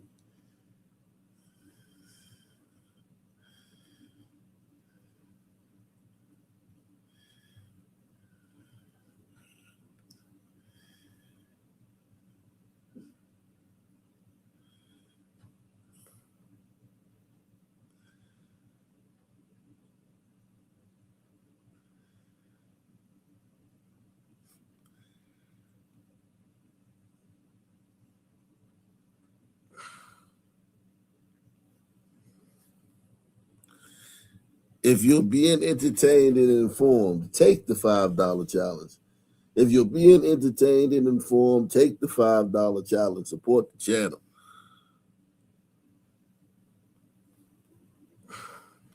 These two men tried to set a 54-year-old black woman on fire. Now, a lot of people are saying, oh, they were just trying to set her shoes on fire. She was wearing the shoes. So if she was wearing the shoes were on her feet, and these shoes did catch on fire, what do you think would happen? The woman would catch on fire. Now, the woman didn't show any fear. The woman didn't run. The woman didn't back away from these guys. But these guys approached her, tried to kiss her, tried to assault her. Because that's what that is. You're trying to kiss somebody. You're trying to put yourself on top of them, right? She rejected them. They saying racial slurs to her and tried to set her shoes on fire. But if she's wearing the shoes, they're trying to set her on fire. That's the way I see it. Yeah, everything's working, bro. Everything's working, bro. Everything's working. This is crazy, though, man. This is crazy, man. Like,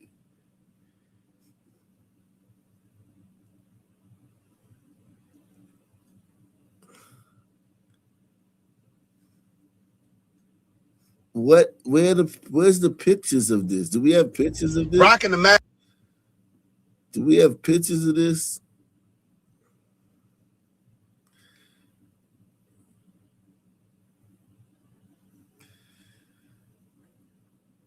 You can't tell what's AI anymore, man.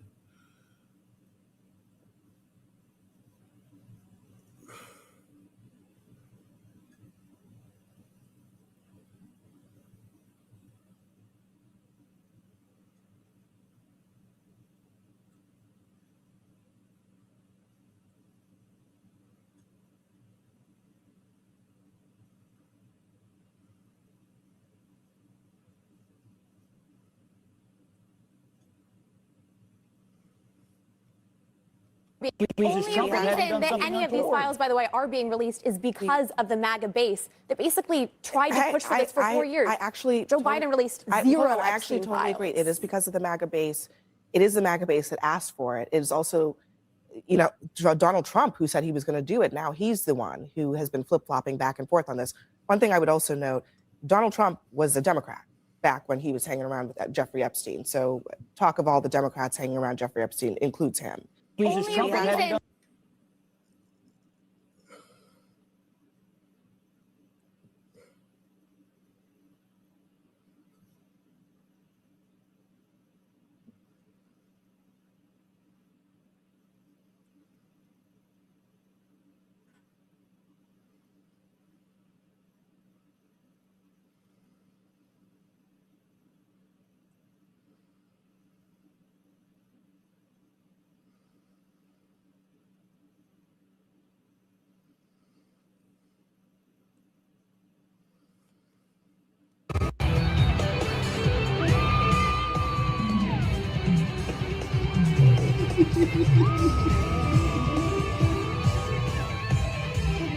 At this point, I am here to listen because I just don't understand why. Why do you guys support this degeneracy? Can someone help me?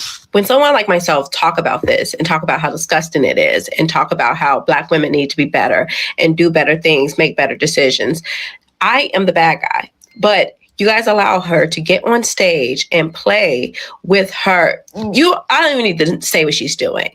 It's disgusting, okay? We should not be supporting people who represent us like this. Can you imagine what other races of people think when they see this? And you have to understand why people start to look at Black people a certain type of way. When we allow this behavior, we're clapping and we're selling out tours. What does that say about us as a community? What does that say about our values and the things that we care about? What does that say about how we think of our women? We have to do a better job at representing ourselves better. We cannot support dysfunction. It is redundant. And I understand it's not fair to judge a whole group of people based off of what the minority of them do. But when we sit back and let her behave like this, we let people behave a certain type of way in our community, that makes us complicit. Yeah, but Cardi B is her own breeder, man. She got black kids. She got kids with a black guy, but she's an hombrita.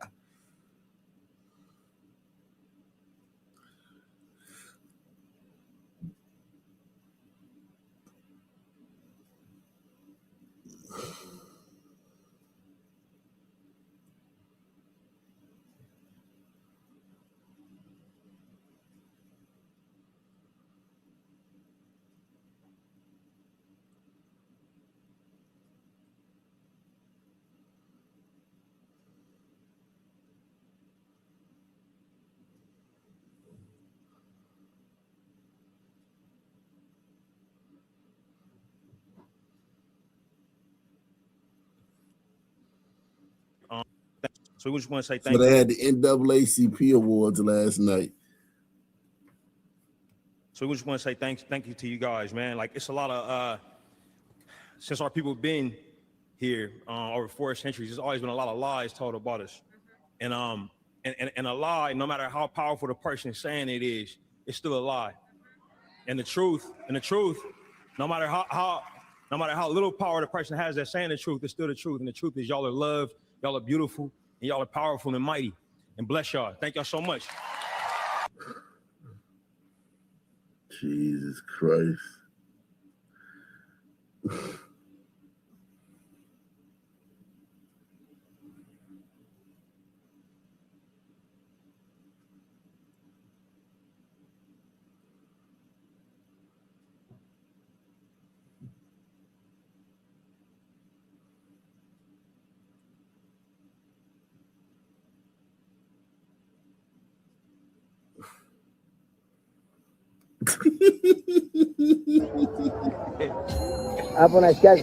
Yo, my man from yo, that's a mean prognosism, bro. Shout out to Chili Most, man. He took the $5 challenge. Salute to Chili Most, man. Yo, that's some mean prognosism right there, Jack. Yo, that's some mean prognosism. That's like, that's like the condition, yo. That's what they call it, hyperprognosism. Yeah, that's hyperprognosism, man.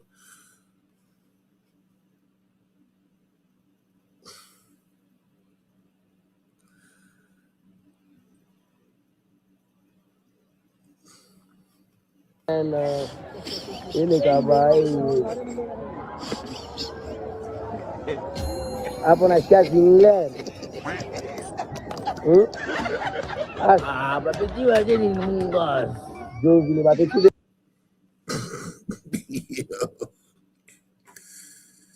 I shouldn't be laughing. That's my brother, y'all. You know this is my brother, right? This is my real brother, man. Say nah. I was like, oh. Nah, man. Nah. Say nah.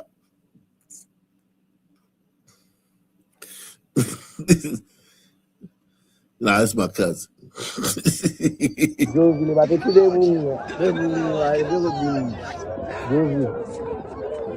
mengenai apa mengenai yang butuh. Kadang dia gurana. And Jeez.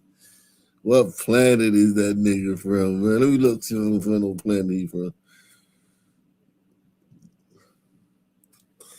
It says present-day sub-Saharan Africans trace up to 19% of their genetic ancestry, DNA, to an extinct archaic hominin species, Homo erectus or Homo habilis,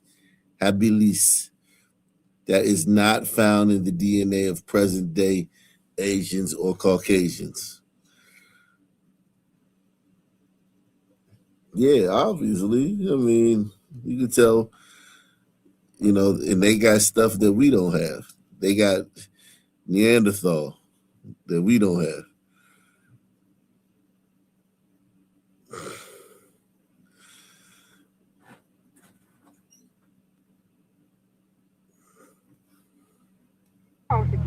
Because I What do you think of black people? I don't like them. Why? I really don't. Because I just think that they're always looking out to make trouble. Go on, let's get right up there.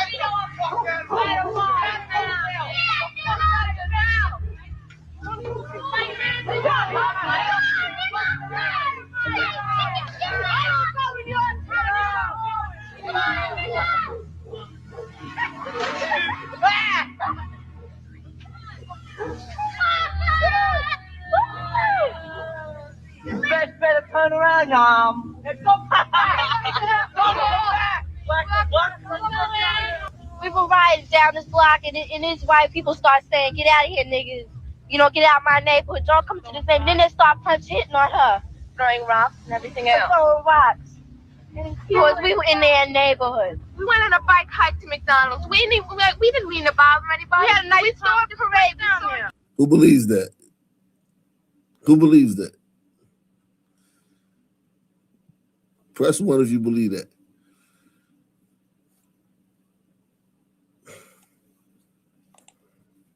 Which all come to the same. Then they start hitting on her, throwing rocks and everything else. Throwing rocks. Because we were in their neighborhood. We went on a bike hike to McDonald's. We didn't mean to bother anybody. We had a nice parade down there. Gathering, so we went down there to see what was happening. I never even know people around here were like that. I've never experienced anything like this in my life. And I was sure what she had. It hit me. Hold on, which one is it, man? You never experienced anything like this in your life? Or it's everywhere all the time? Which one is it, man? Happening. I didn't even know people around here were like that. I've never experienced anything like this in my life. Back. Throwing rocks and everything else. Throwing rocks. Because we were in their neighborhood. We went on a bike hike to McDonald's. We didn't mean to bother anybody. We had a nice parade down there. Gathering, so we went down there to see what was happening. I never even know people around here were like that. I've never experienced anything like this in my life. And I was sure what she had. It hit me with that rock. I would pick up the rock right next to me and hit him right dead in his face. They always say niggas are doing everything. They always say we're doing everything, right? Every time the white people come down the block, we don't push them out their neighborhood and throw rocks and start hitting them. We don't bother the white people around our neighborhood, but when we get in a white neighborhood, they just push us out. Yeah. Out of the mouth of babes. Out of the mouth of babes. Out of the mouth of babes. You hear me? Hack, can you hear me? What's up, man? What's going on? What's your thoughts? I sent you an email. It's got an absolutely crazy car chase. 3 young black women. I saw that. We did that. We did that a few weeks ago. You did that? I saw. Yeah, we did that. Well, it killed 2 people. Yeah, Indian guy, 2 Indian people, old Indian guy, the young Indian guy. Insane. Absolutely insane.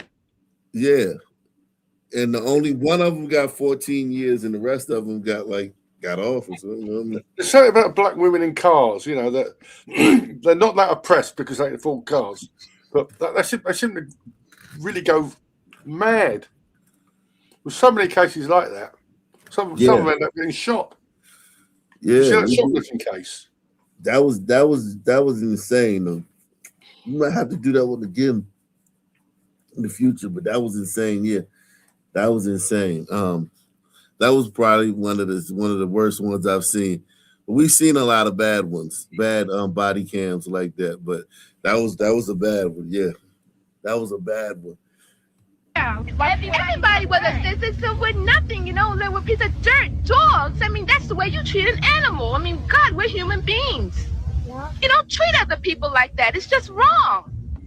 Black, white, I don't care. A person is a person. Skin should have no bearing on how you treat a person. That's just wrong. I hate their goddamn gut. I can't say that I hate them. I can't say that it's totally the kid's fault. I mean, I'm sure their parent had some bearing on the way they feel and everything else. I think it's just the system. I don't know. How did this terrible thing affect your children? When they ask you these things, why? Why? What do you tell them? There are good and bad in every people, every race, regardless. Tell them that we just happen to be amongst a few people whose minds are warped. And I'm not going to teach them that, regardless of how many bombs they put at this house. I'm not going to teach my children hate.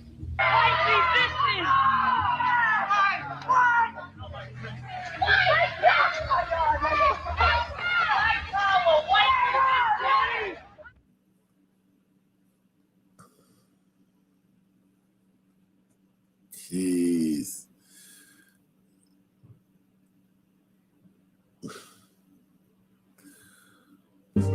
Have your views on the relationship between race and intelligence changed? No, not at all.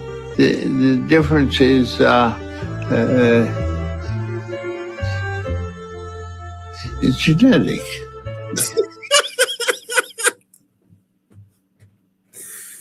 Oh shit, man. Holy smoke. Have your views on the relationship between race and intelligence changed? No, not at all. The difference is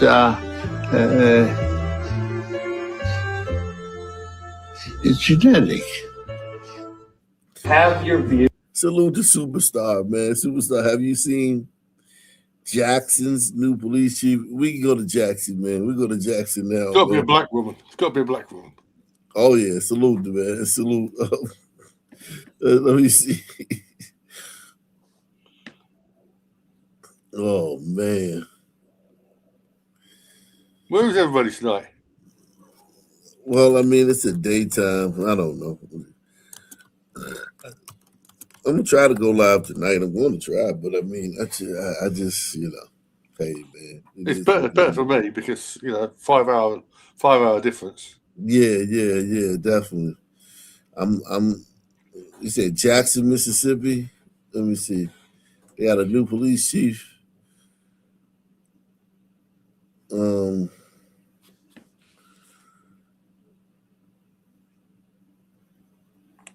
Holy shit. First, I want to thank my online. Applause erupted after a vote was made by Jackson City Council members approving to confirm Dr. Rochelle Brackney as the new Jackson Chief of Police. Jackson, I am so excited. I have understood my entire life that public safety does not happen in a vacuum. Yo, this is this thing. How did they take this over? How did they? That doesn't happen in Jackson either. That's a white woman.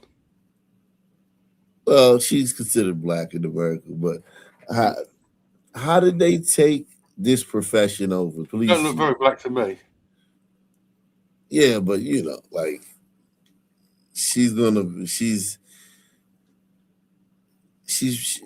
we gotta look at what her parents look like, but she I guarantee you she got a black parent. Brackney as the new Jackson Chief of Police. Jackson, I am so excited. I have understood my entire life that public safety does not happen in a vacuum. It is not one single police department, not one single public safety agency that can do this work. So she's already saying that like cops ain't really, it ain't about the cops.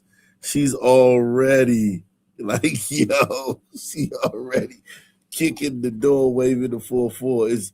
It's about this. It's about community activists, violence interrupters, rec centers. She's already letting you know that she about to cut back on police. She about to be hell on these police.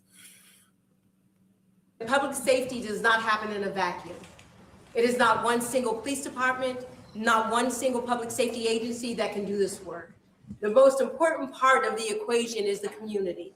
All eyes were on her in council chambers as she was grilled with questions about how her leadership will impact the Jackson Police Department.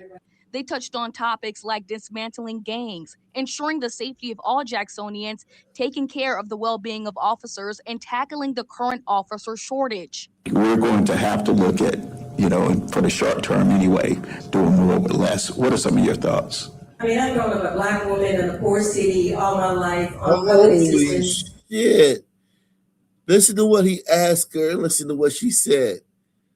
I don't know if y'all can hear it. Listen to what he asked her.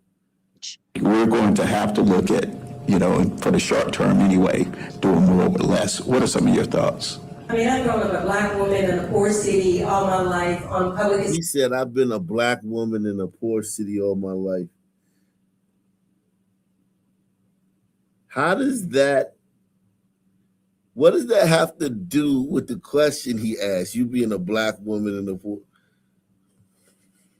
The current officer shortage. We're going to have to look at, for the short term anyway, doing more with less. What are some of your thoughts? I mean, I've grown up a black woman in a poor city all my life on public assistance. One of the first generations of my family was educated. I have a father with a 6th grade education and a mother with a GED. We did nothing but do more with less. There was no money. So creativity had to be the only way that you could address any of the issues that you had. But Brackney was met with opposition, leaving Councilman Ashby Foote as the sole vote against her. Opposed. Yes. 6-1. 16 WAPT News was not able to ask him why he said no to her leadership, but Brackney said this may have been the best option for his constituents. So the way that you work together is sit down again. I've had a conversation with him. Yeah, she got a lot of white in her. She got a lot of white in her. She probably got maybe one of her parents was biracial. Ask him clearly, if that is your concern, tell me what it is about my background that you think that may be a barrier to us being successful. She called him a racist already. So the white councilman was the only one that didn't vote for her. And she already called him a racist. She went straight to the race card. Oh, shit. Constituents. So the way that you work together is sit down again. I've had a conversation with him. Ask him clearly, if that is your concern, tell me what it is about my background that you think that may be a barrier to us being successful. And then let's work through that. Coming into this position, Brackney was promised a $150,000 salary, but council members are now working to see if this is a promise they can live up to. The position is only budgeted for just over $130,000. Brackney responded to the confusion, saying pay is not something that will put limits on what she plans to do for Jackson. There are other benefits you get that don't translate to a paycheck or don't translate on paper. Wow. That's insanity.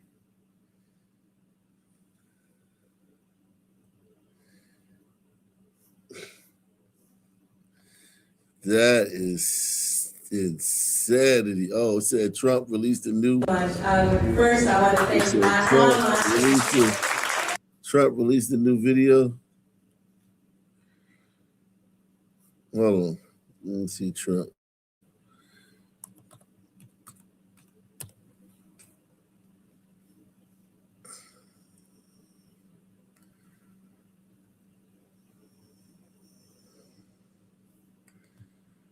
We have breaking news. The president is giving an update on social media about the strikes in Iran. Let's take a listen.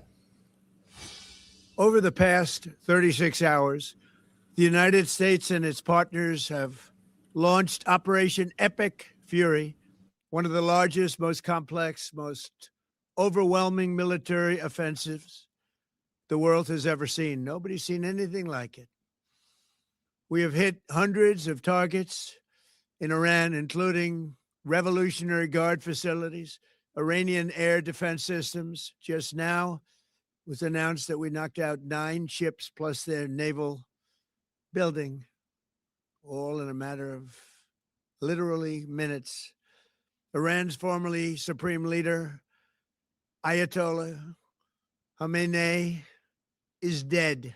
This wretched and vile man had the blood of hundreds and even thousands of Americans on his hands and was responsible for the slaughter of countless thousands of innocent people all across many countries.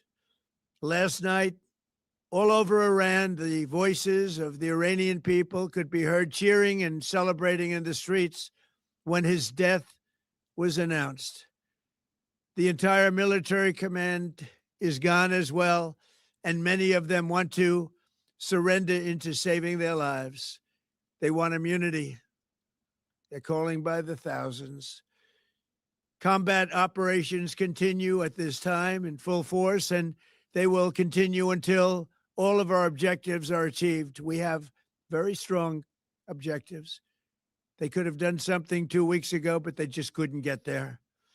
Earlier today, CENTCOM shared the news that 3 U.S. military service members have been killed in action.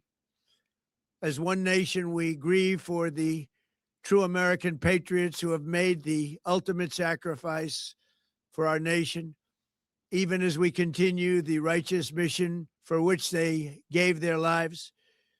We pray for the full recovery of the wounded and send our immense love and eternal gratitude to the families of the fallen.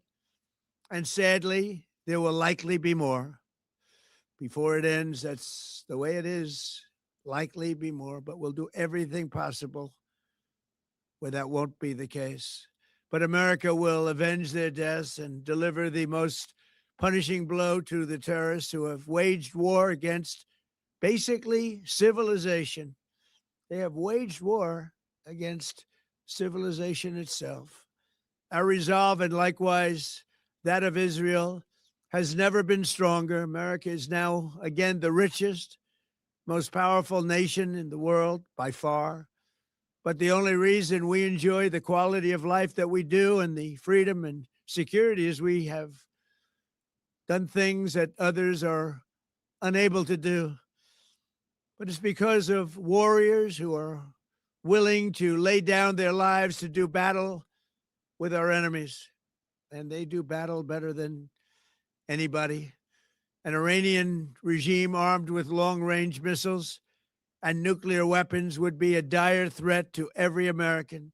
We cannot allow a nation that raises terrorist armies to possess such weapons that would allow them to extort the world to their evil will. Not going to let it happen.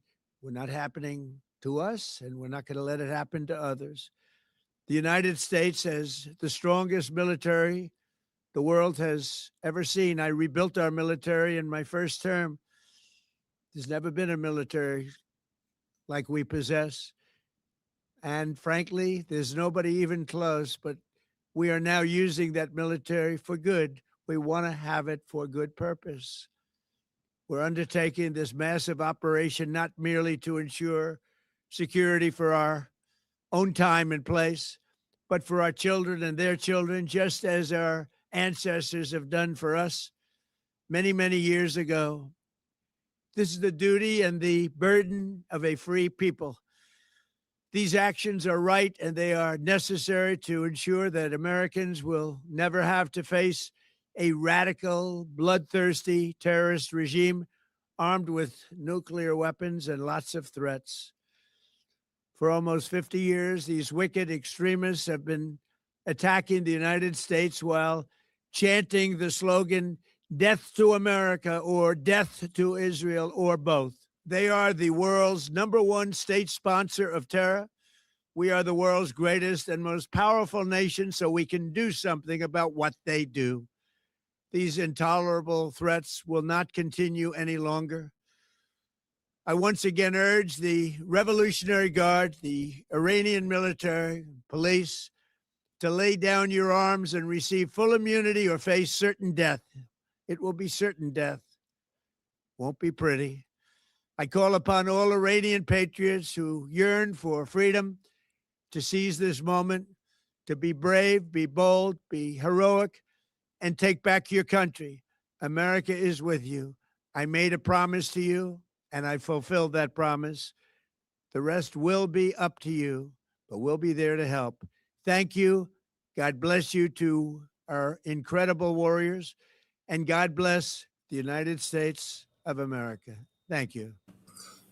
And again, you were just listening to President Trump delivering a message for the first time on social media since those strikes in Iran. We're going to bring in ABC's Selena Wang, who's near Mar-a-Lago. Selena, we just heard the president say that he's hit hundreds of targets, 9 Iran Navy ships and other buildings. He said the Ayatollah is dead, responsible for the slaughter of thousands of people. And most notably, President Trump there said that he is sending our immense love and gratitude to the families of the injured and fallen soldiers. Then he went on to say that there will likely be more.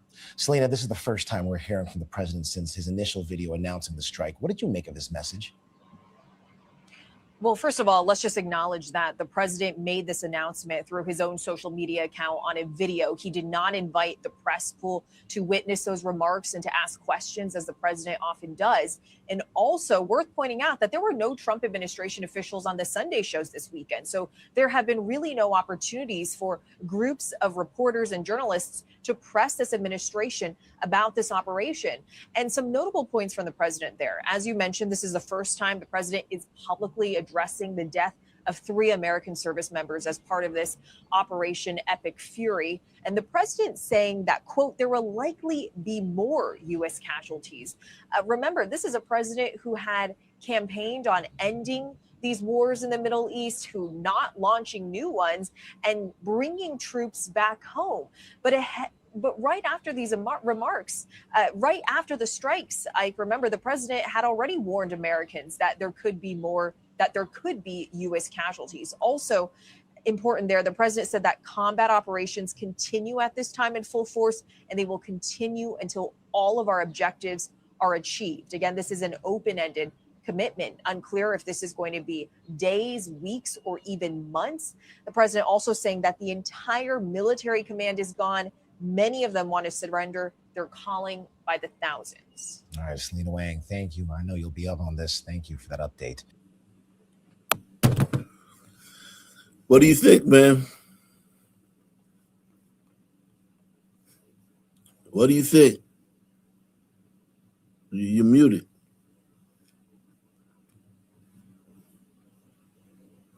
Anyway, Me? yeah. Oh, yeah. Well, I mean,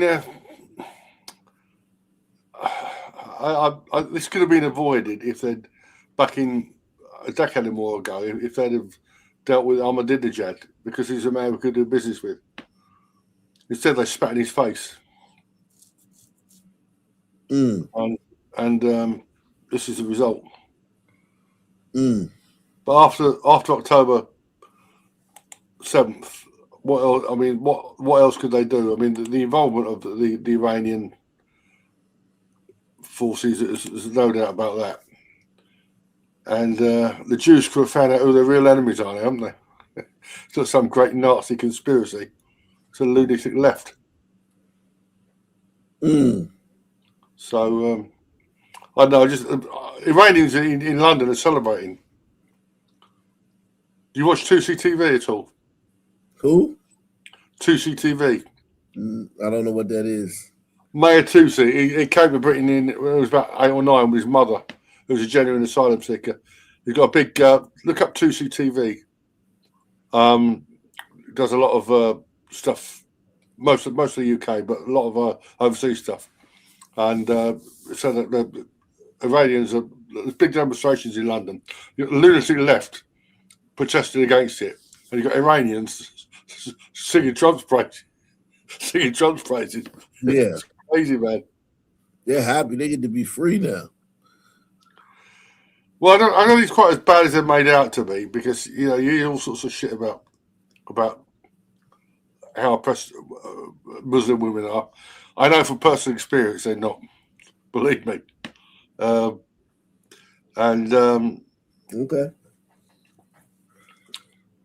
Yeah, I mean, I think the return of the Shah is a good thing, but I don't want to see too much bloodshed. I mean, it's been more than enough. Well, I mean, you gotta have bloodshed. You wouldn't need too much bloodshed. Those people over there are getting killed anyway. Like, you gotta understand, like, when the U.S. kill people, that's the only time you count. Yeah. When the rest of the world kill people, they don't take an accurate count.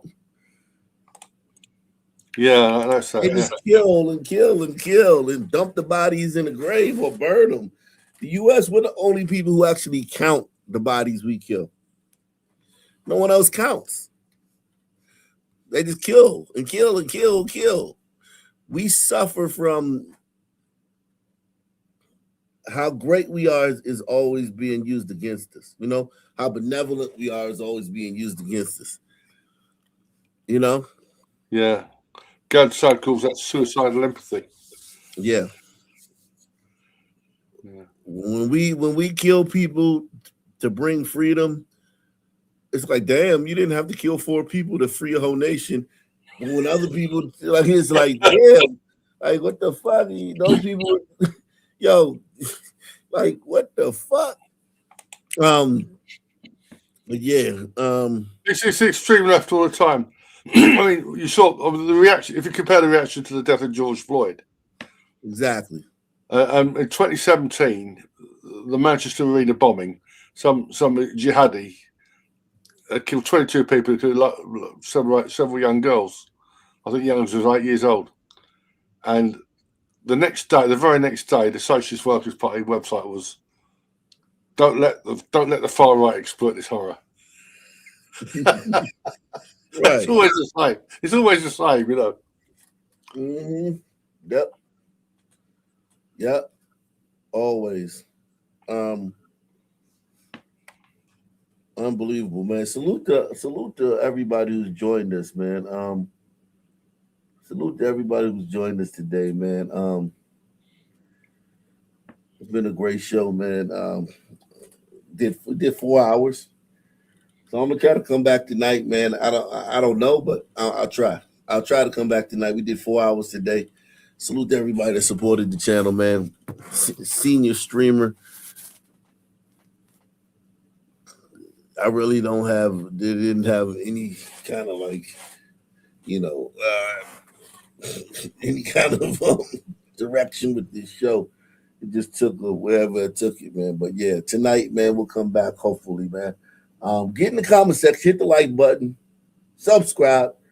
Black Columbo out.